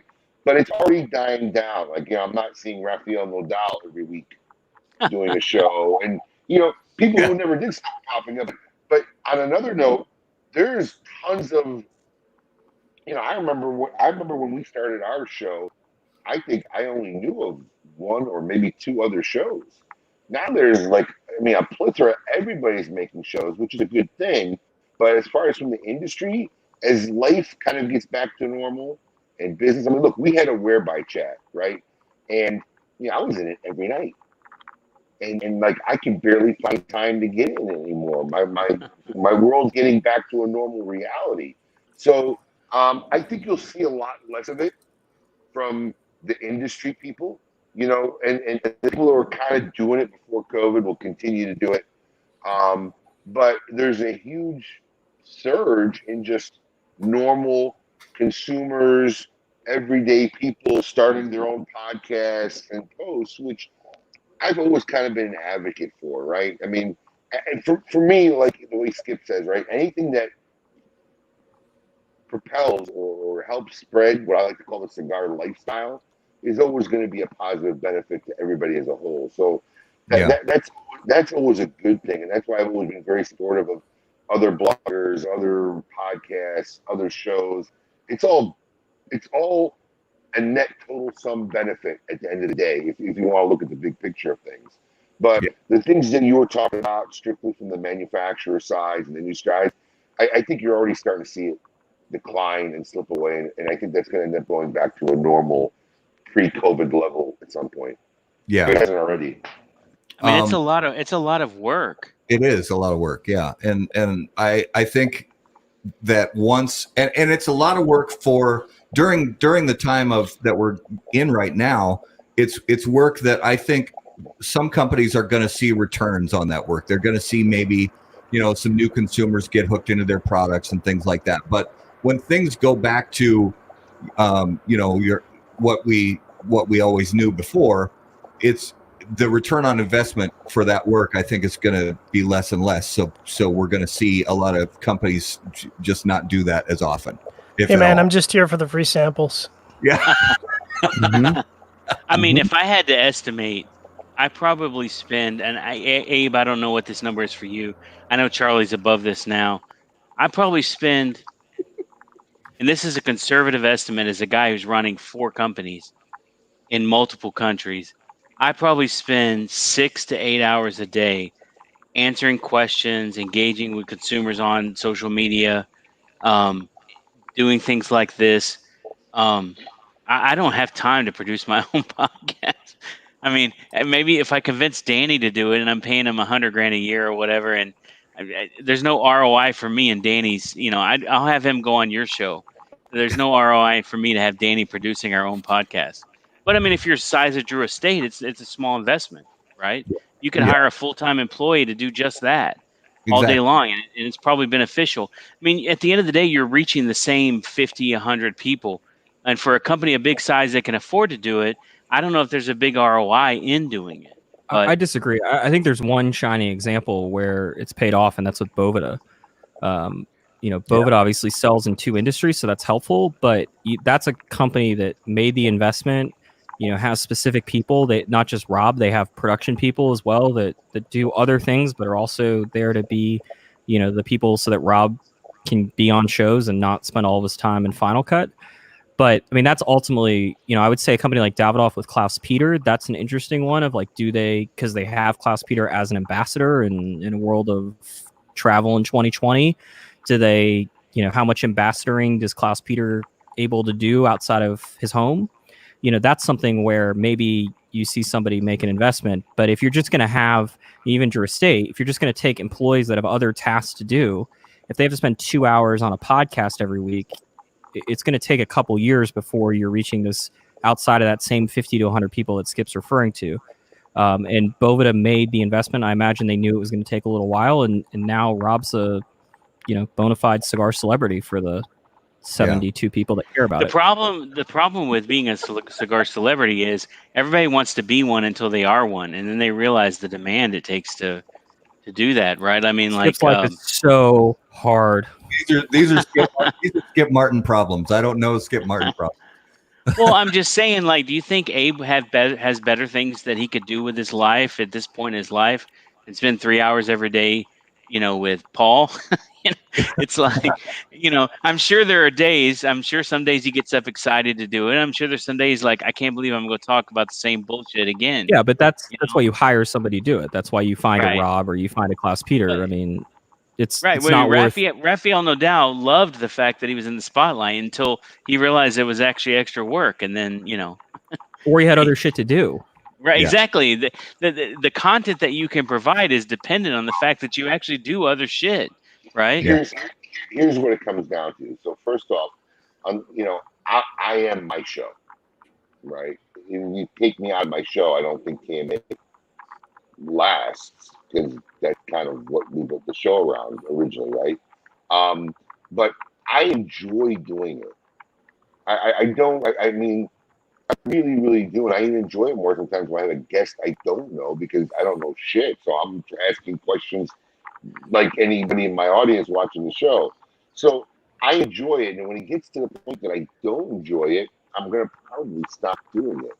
Yeah. I mean, for me, it's not 2 hours of work. It's 2 hours where I'm not worried about what I do every day for a living and kind of actually get to do what I enjoyed in my early years of retail, sit around with a bunch of guys and bullshit for a few hours, like we're doing now, So I think that's a different part of it. Right? So these guys who are doing it, trying to do it as a job, like Raphael, that stuff wears thin on you fast, right? I mean, it just like Skip says, I mean, it just becomes like a job. So that's why I said I think you're going to see it level off eventually, where these guys are just going to, because look, KMA is not a profitable venture, right? It really just started out as fun and just became what it became. And, it's not a money-making thing. Does it get me out there a little more? Did people learn about me and my company a little more from doing it? Sure, there's probably some ancillary benefits that we received from it. It's just something we enjoy doing. Early on in the days when we did it, I didn't even pay my co-hosts. We weren't making any money. It was volunteer work. My guys were happy to get on the mic and be on a radio show in a real studio and talk about the cigars and the cigar lifestyle. Now they get paid, and unfortunately, we can't afford a better producer than Paul. That's all we got. But, Well, I'm still looking forward to your new studio. And you know what, Skip? I mean, I don't know if I said this publicly yet or not. Not sure if we're doing it anymore. That's another COVID, realization. I mean, our need for a warehouse got forwarded, and I was looking at warehouse space, and we were going to build the studio in there because where to build the studio was always a little bit problematic. So we were going to do it on the second floor of one of my retail locations, but honestly, in our long-term scheme, it might be the one location we don't keep because as pre-COVID, we're converting all our older stores to these full cigar bar lounges. And in that one where it is, we just would never be able to do it. It's out in the middle of nowhere. It's not zoned for it. And we would have to move so far, it'd be like just creating a whole new store. So I didn't want to invest in putting the studio on the second floor of that, and that's not our retail shop. So then we said, well, we're going to move into a warehouse. We just build it in there. And I'm looking at this, and I'm looking at the square footage, and I'm looking at what's going on, and I'm saying I'm going to tie up this floor space and build this out, which was going to cost a substantial amount of money. It came to me as a very egotistical move more than a practical move, because during COVID, all our views have gone up.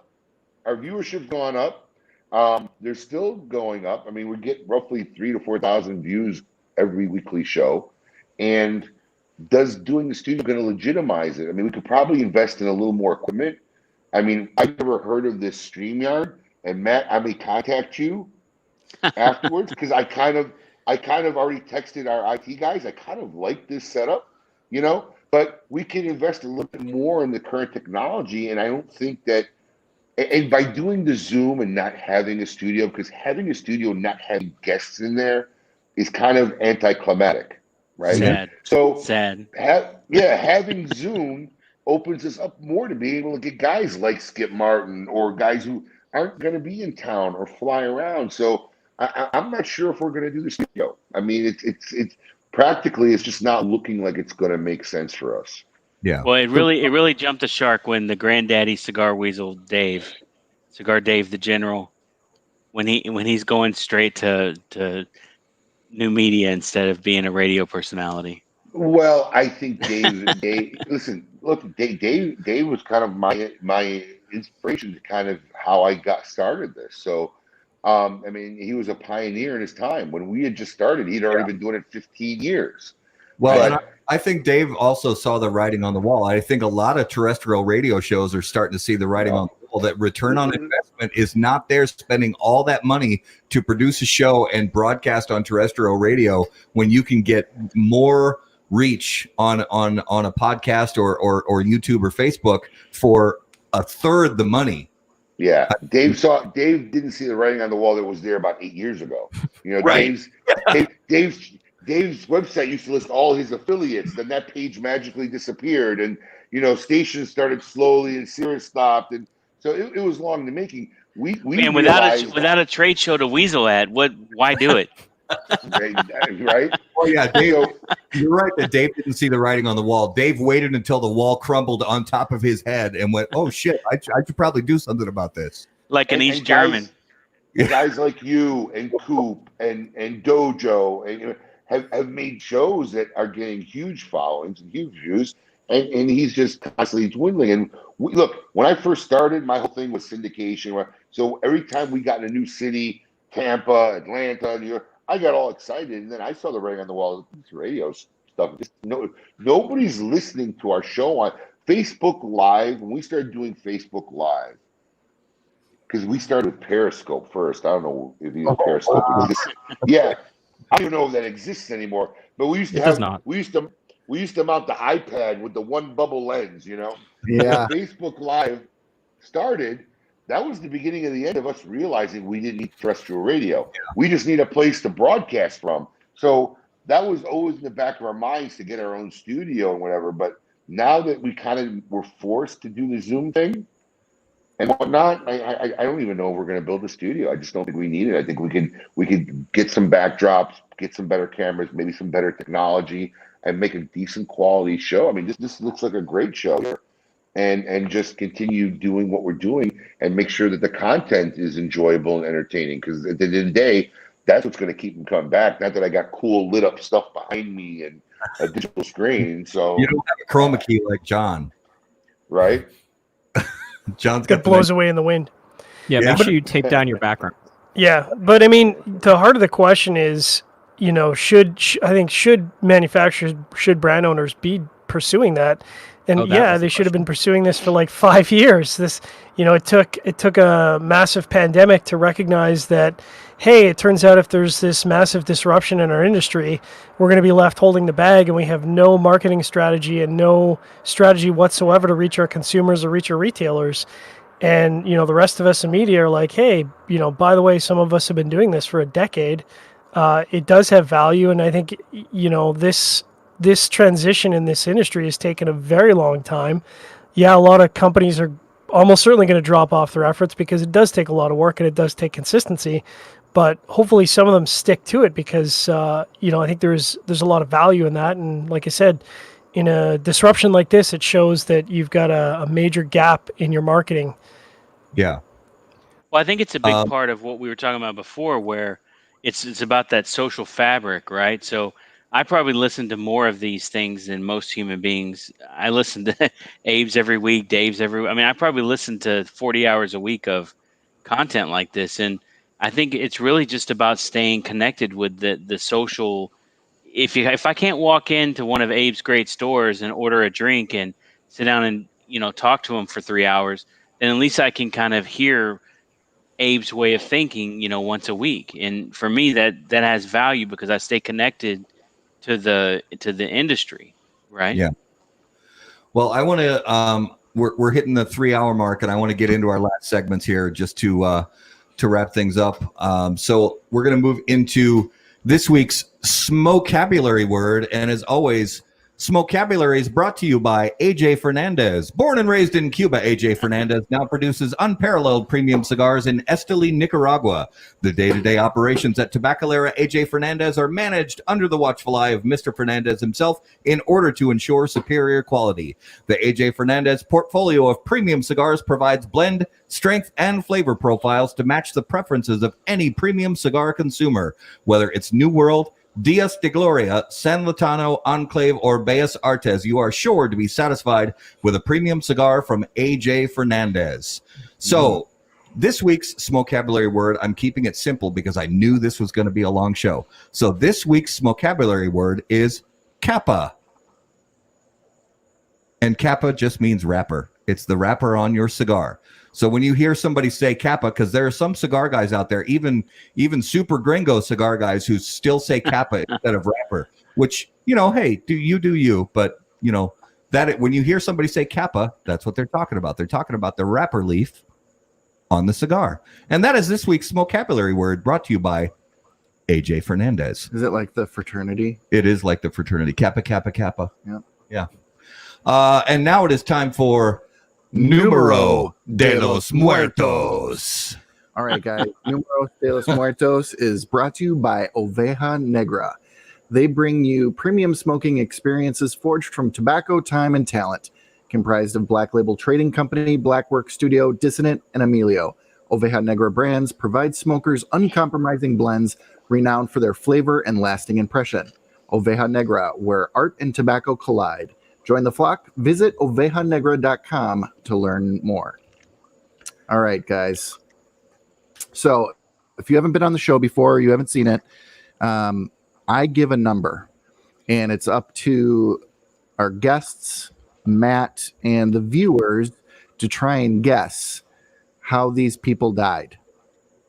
This week's number is 100 per year in the U.S. 100 per year in the U.S. All right, so we all get to guess. We get to play like 20 questions. Viewers, you also put your guesses in the comments. 100 people per year die from this in the U.S. And I'll give the first hint. We get to ask questions or no? Yes, sir. Like 20 questions. Oh, okay. The first hint is this is an OSHA number. OSHA. So on the job, auto asphyxiation. Autoerotic asphyxiation. I'm deeply concerned that was the first fucking thing that came to your mind. I caught Danny in the storeroom. That's all. I'm gonna leave it there. Is it? Oh. Hold on, we didn't get a yes or no there. Yeah. That is a no on that one. Oh. Abe, so would that be higher or lower, though? That's the real question. Does it involve construction sites? It does not. Not construction. That's a Is it professionally related to a profession, a specific profession? It is. Forklift accidents? No, sir. That'd be way too would this low. profession white collar or blue collar? Definitely blue collar. Is it sports? No.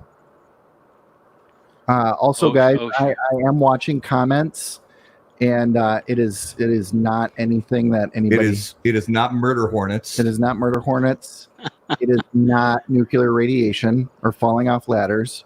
Does it involve more than one person? Tyler, it's not It herpes. involves 100. Yeah. No. Is it health related? Well, they died, so it's obviously health related. No, I mean, is it from a medical condition? No, it is not. Okay. No. Does the act that gets to the death involve more than one person? Oh, it can. Is it paper cuts? Risty says paper cuts. I don't know the kind of paper cuts Risty is familiar with. Does it involve water? Your jugular. You paper cut your jugular. Does it involve voids? And what was the thing in the Navy when you went into voids and like tanks and voids? It is not military. No.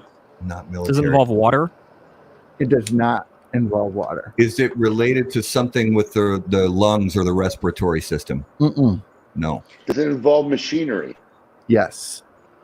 Well, that might throw you off, but it can. Is it the cardboard balers in a warehouse? Ooh, no. I bet that number's a lot higher than 100 too. Yeah. Your wife, is it wives catching guys with their secretary? How would that be an OSHA violation? And that would be more white collar than blue collar. It's a Me Too era. It is not. Does it bulldozer. involve something falling? It is not. It is not someone falling. Does it involve shelves falling? Nope. Does it involve instruments falling? Not instruments. Lighting fixtures? Changing Nope. light bulbs. No. No. Okay. That's a good guess, though. Does it involve with elements falling, natural elements? Yes. So Ooh, it's Abe's trauma onto related. it. Is it mining? It is Mining? not mining. Rudy. Oh, we got a viewer. Rudy nails it. Rudy Reyes. So it is clear cutters or those working in tree removal. 100 people die a year from trees falling. It's scary. It's scary how much weird shit Rudy knows. Nice. I should have asked if it was the way our governor made all of his money. Well, he's in a wheelchair, so he wasn't What? one of the 100. He had a tree fall on him. Yeah. He didn't die. I assume It's that okay to number make- is significantly higher in Canada. Hey, Rudy. Hey, you know what, Rudy? We don't do this for every show. Actually, we don't really do this at all. But Rudy, send us a message on Facebook, and I'm gonna get you something in the mail. So you win a nice prize. So shoot me a message in Facebook, and I'll get you something. He needs one of those last 20 of the cigars that Abe pilled out this week. Yeah.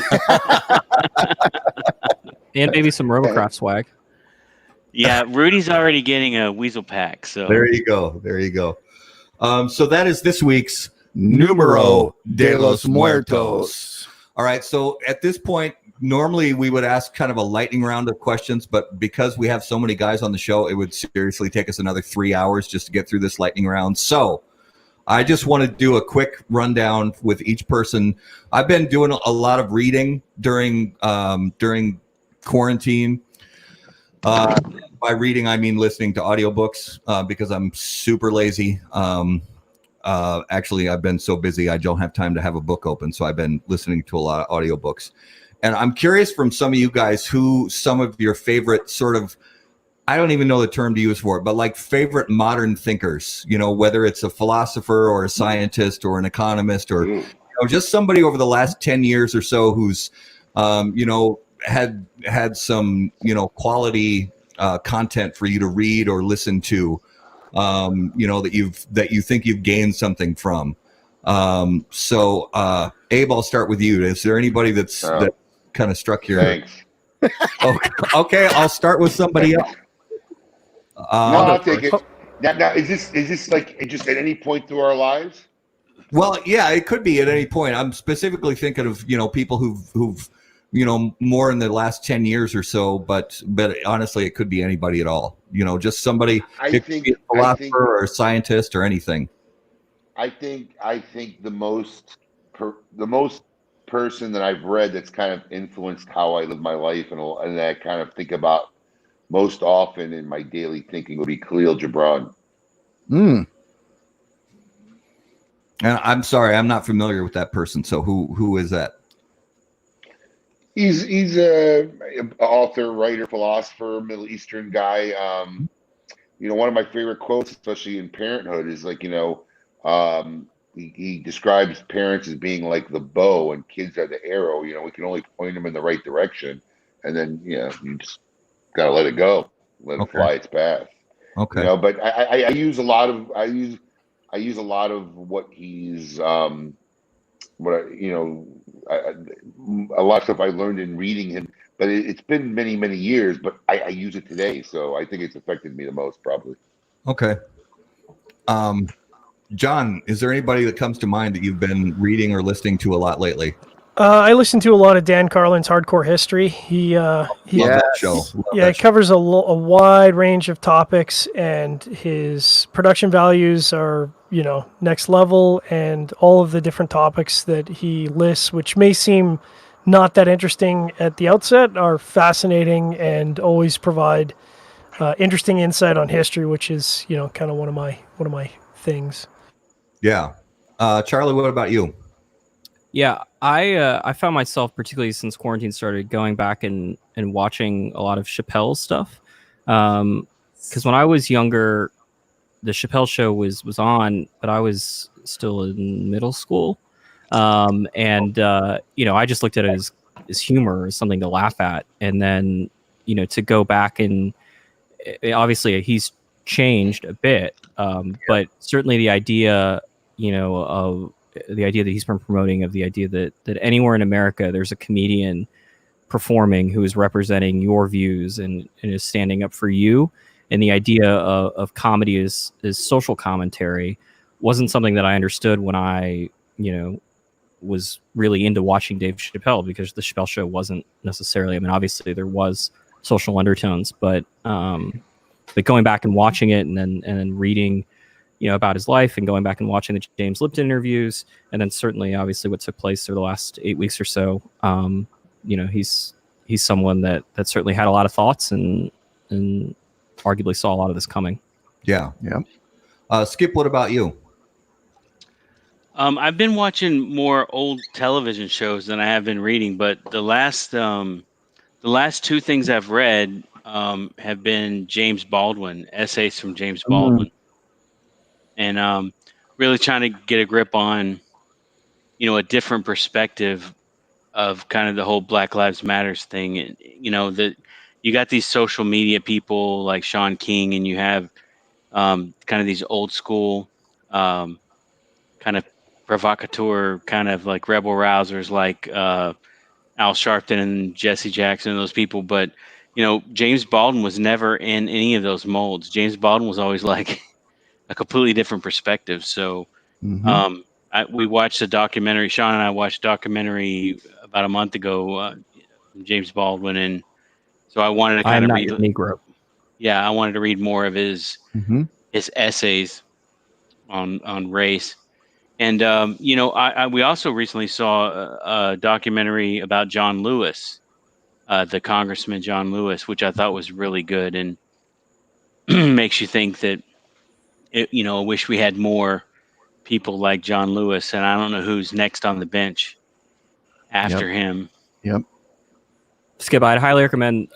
There was a coffee table book that was done with the two most famous Baldwin essays that was put out. I forget the last name, but it's a famous photographer. His first name is Steve, with photographs from when Baldwin was there writing those essays during the Civil Rights Movement. We have the book at the office. It's a fascinating sort of, not juxtaposition, but a complementary element to those essays, and I think almost all the photographs in there are all previously unpublished. Yeah, I mean, you figure like 40, 50 years later, some of the things he said were really on target. So, Yeah. I think, yeah, and there's so many people trying to co-opt all these movements, whether it's the far left kind of socialist or the I don't know. It's just really interesting. James Baldwin's, I think, is probably one of the smartest people that's lived in the last 50 years. Yeah. For me, I've been listening to a couple audiobooks by Steven Pinker, and then there's a biologist, evolutionary biologist, who sort of in his later years is leaning more in the philosophy end. His name's E.O. Wilson, and I highly recommend his stuff. I've gotten, I don't know, some good, just good food for thought. Not really any revelations or anything, but just some interesting stuff I've been listening to lately. Anything for you, Garrett? A lot of stuff, but I've been reading Abraham X. Kendi. So I started with Stamp from the Beginning, just finished that, and then his next book, which I'm going to be starting shortly. And he's kind of a new brilliant mind in a lot of the stuff going on. So Okay. So we watched Hamilton was on Disney Plus. I had never seen it, so we watched that, and then we watched Sam Adams, the HBO miniseries. Then we watched Lincoln, the movie, and so we've kind of been watching some of these founding father kind of things. Yeah. And it's pretty enlightening, I think, when you look at the there's all this high thinking about our founding fathers were all wise and they all agreed and they established our country. But when you really start getting into all the details of them, and then LBJ, more modern, but there's a 2 or 3 different kind of series or movies about LBJ we've watched. But it kind of makes me sad for where we are now. right. Yeah. I just finished all 5 seasons of Billions. I feel so shallow now. Yeah, I feel better about myself sometimes watching that show. Like both sides are completely fucked up. Abe, next you should watch Ballers if you're looking to take your philosophy. I watched Ballers when it aired. Abe? Have you watched Homeland? Oh, so good. That's the one we just finished. That's on my queue. That's on my queue of one of these shows to eventually start on. Well, it's really good. Is I never watched The Wire, and so I started Wire. Greatest TV show ever, The Wire. I know, and so I started watching it, and they just freaking took it off. I was like halfway through season 1, and now it's not. Pay the $39 or whatever to get the whole thing on iTunes. It's well worth it. Yeah. And there's a Band of Brothers, Generation Kill, Generation Kill. After you finish The Wire, Treme, which was from the same producers and a ton of the same cast, but never got any of the acclaim. But Treme, I was over at somebody's house a couple weeks ago, and they were like, I've watched The Wire, but I've never seen, is there something similar? And I was like, Treme is, and if you were around for it, as opposed to The Wire, if you weren't living in Baltimore, some of that stuff doesn't resonate, but Treme was fucking incredible. There's also a great show on Apple Plus called Little America. Have you heard of that? No. It's like this. It's each individual show is kind of like a true story based on an immigrant, and there's 4 or 5 of them that are really, really good. Nice. But Abe, have you watched Succession? No. Also very good. Yeah, they're even slimier than Billions. Yeah, if you were a fan of Billions, Succession is like a darker. Right, it's great. Billions that hasn't gotten stale yet. Yeah, it's great. Oh yeah, mm-hmm. Yeah. So, Succession's a show that you could binge in a couple days. What platform is that from? HBO. HBO. Okay. All right, so giving all our viewers and listeners a little bit of an idea of what we have coming up soon. Next week, we have Luciano Mariellis from Ace Prime Cigars. And Great on dude. July 28th, Great we dude. have, I've been talking to him over email for the last couple of weeks, and we've been having some great conversations, so really excited to get to know him. July 28th, we have Lee Marsh from Stolen Throne Cigars, a new small company. And then on August 4th, we have Tony Barrios from Stallone Cigars. Very interesting dude, and excited to talk to him about his history and horses and this new cigar venture. And then on August 11th, we have Jeff Borshowitz from Corona Cigar Company. And Always interesting. Always interesting. Absolutely. So for each of you, John, give us an idea of where people can get all the latest from you and from Developing Palates. Well, that's easy enough. Developingpalates.com, and of course our YouTube channel, Developing Palates. If you want to be entertained by some tomfoolery during reviews, that's a good place to check out the videos, or you can pick up the podcast at any podcast catcher anywhere. All right, and Charlie, where can everybody find the latest and greatest from Half Wheel every day? Halfwheel.com. Follow us on all of the social media platforms. I don't know what happens if you type it into Pornhub, but go for it.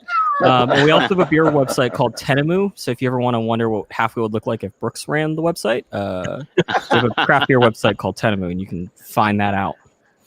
Which is basically just an excuse for them to buy beer. We don't actually buy that much beer. Brooks is into like Pokemon cards now. So Skip, maybe we have a Pokemon website. I don't know. Skip, where can everybody get the latest and greatest info on Roma Craft Tobacco?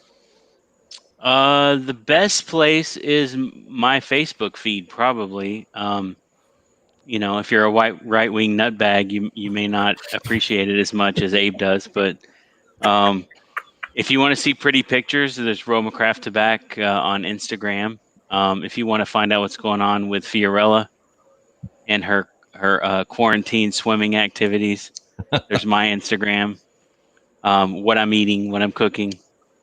But probably the easiest one is probably Danny Vasquez, the Danny Vasquez on Instagram. He's always got interesting stuff, and then Sean Vader 3, I think, is on Instagram. But most people that would be interested, they're kind of already tuned in. Yeah. We don't have a lot of hot chicks smoking cigars, but we definitely, if you're into becoming a fat ass or finding out, what I kind of really miss is I really miss being in the factory. This is the longest I've been away from the factory in like 7 or 8 years, and even though Nicaragua is kind of its own unique form of fucked up right now, which it kind of has been for the last 40 years, but I really miss the humility and stuff you get from being in that environment every day, and being here, ordering Amazon every day, ordering DoorDash every day. It's not exactly the same thing. So hopefully we'll get back there soon. Yeah, I was going to say, when do you think you're going to be able to get back home?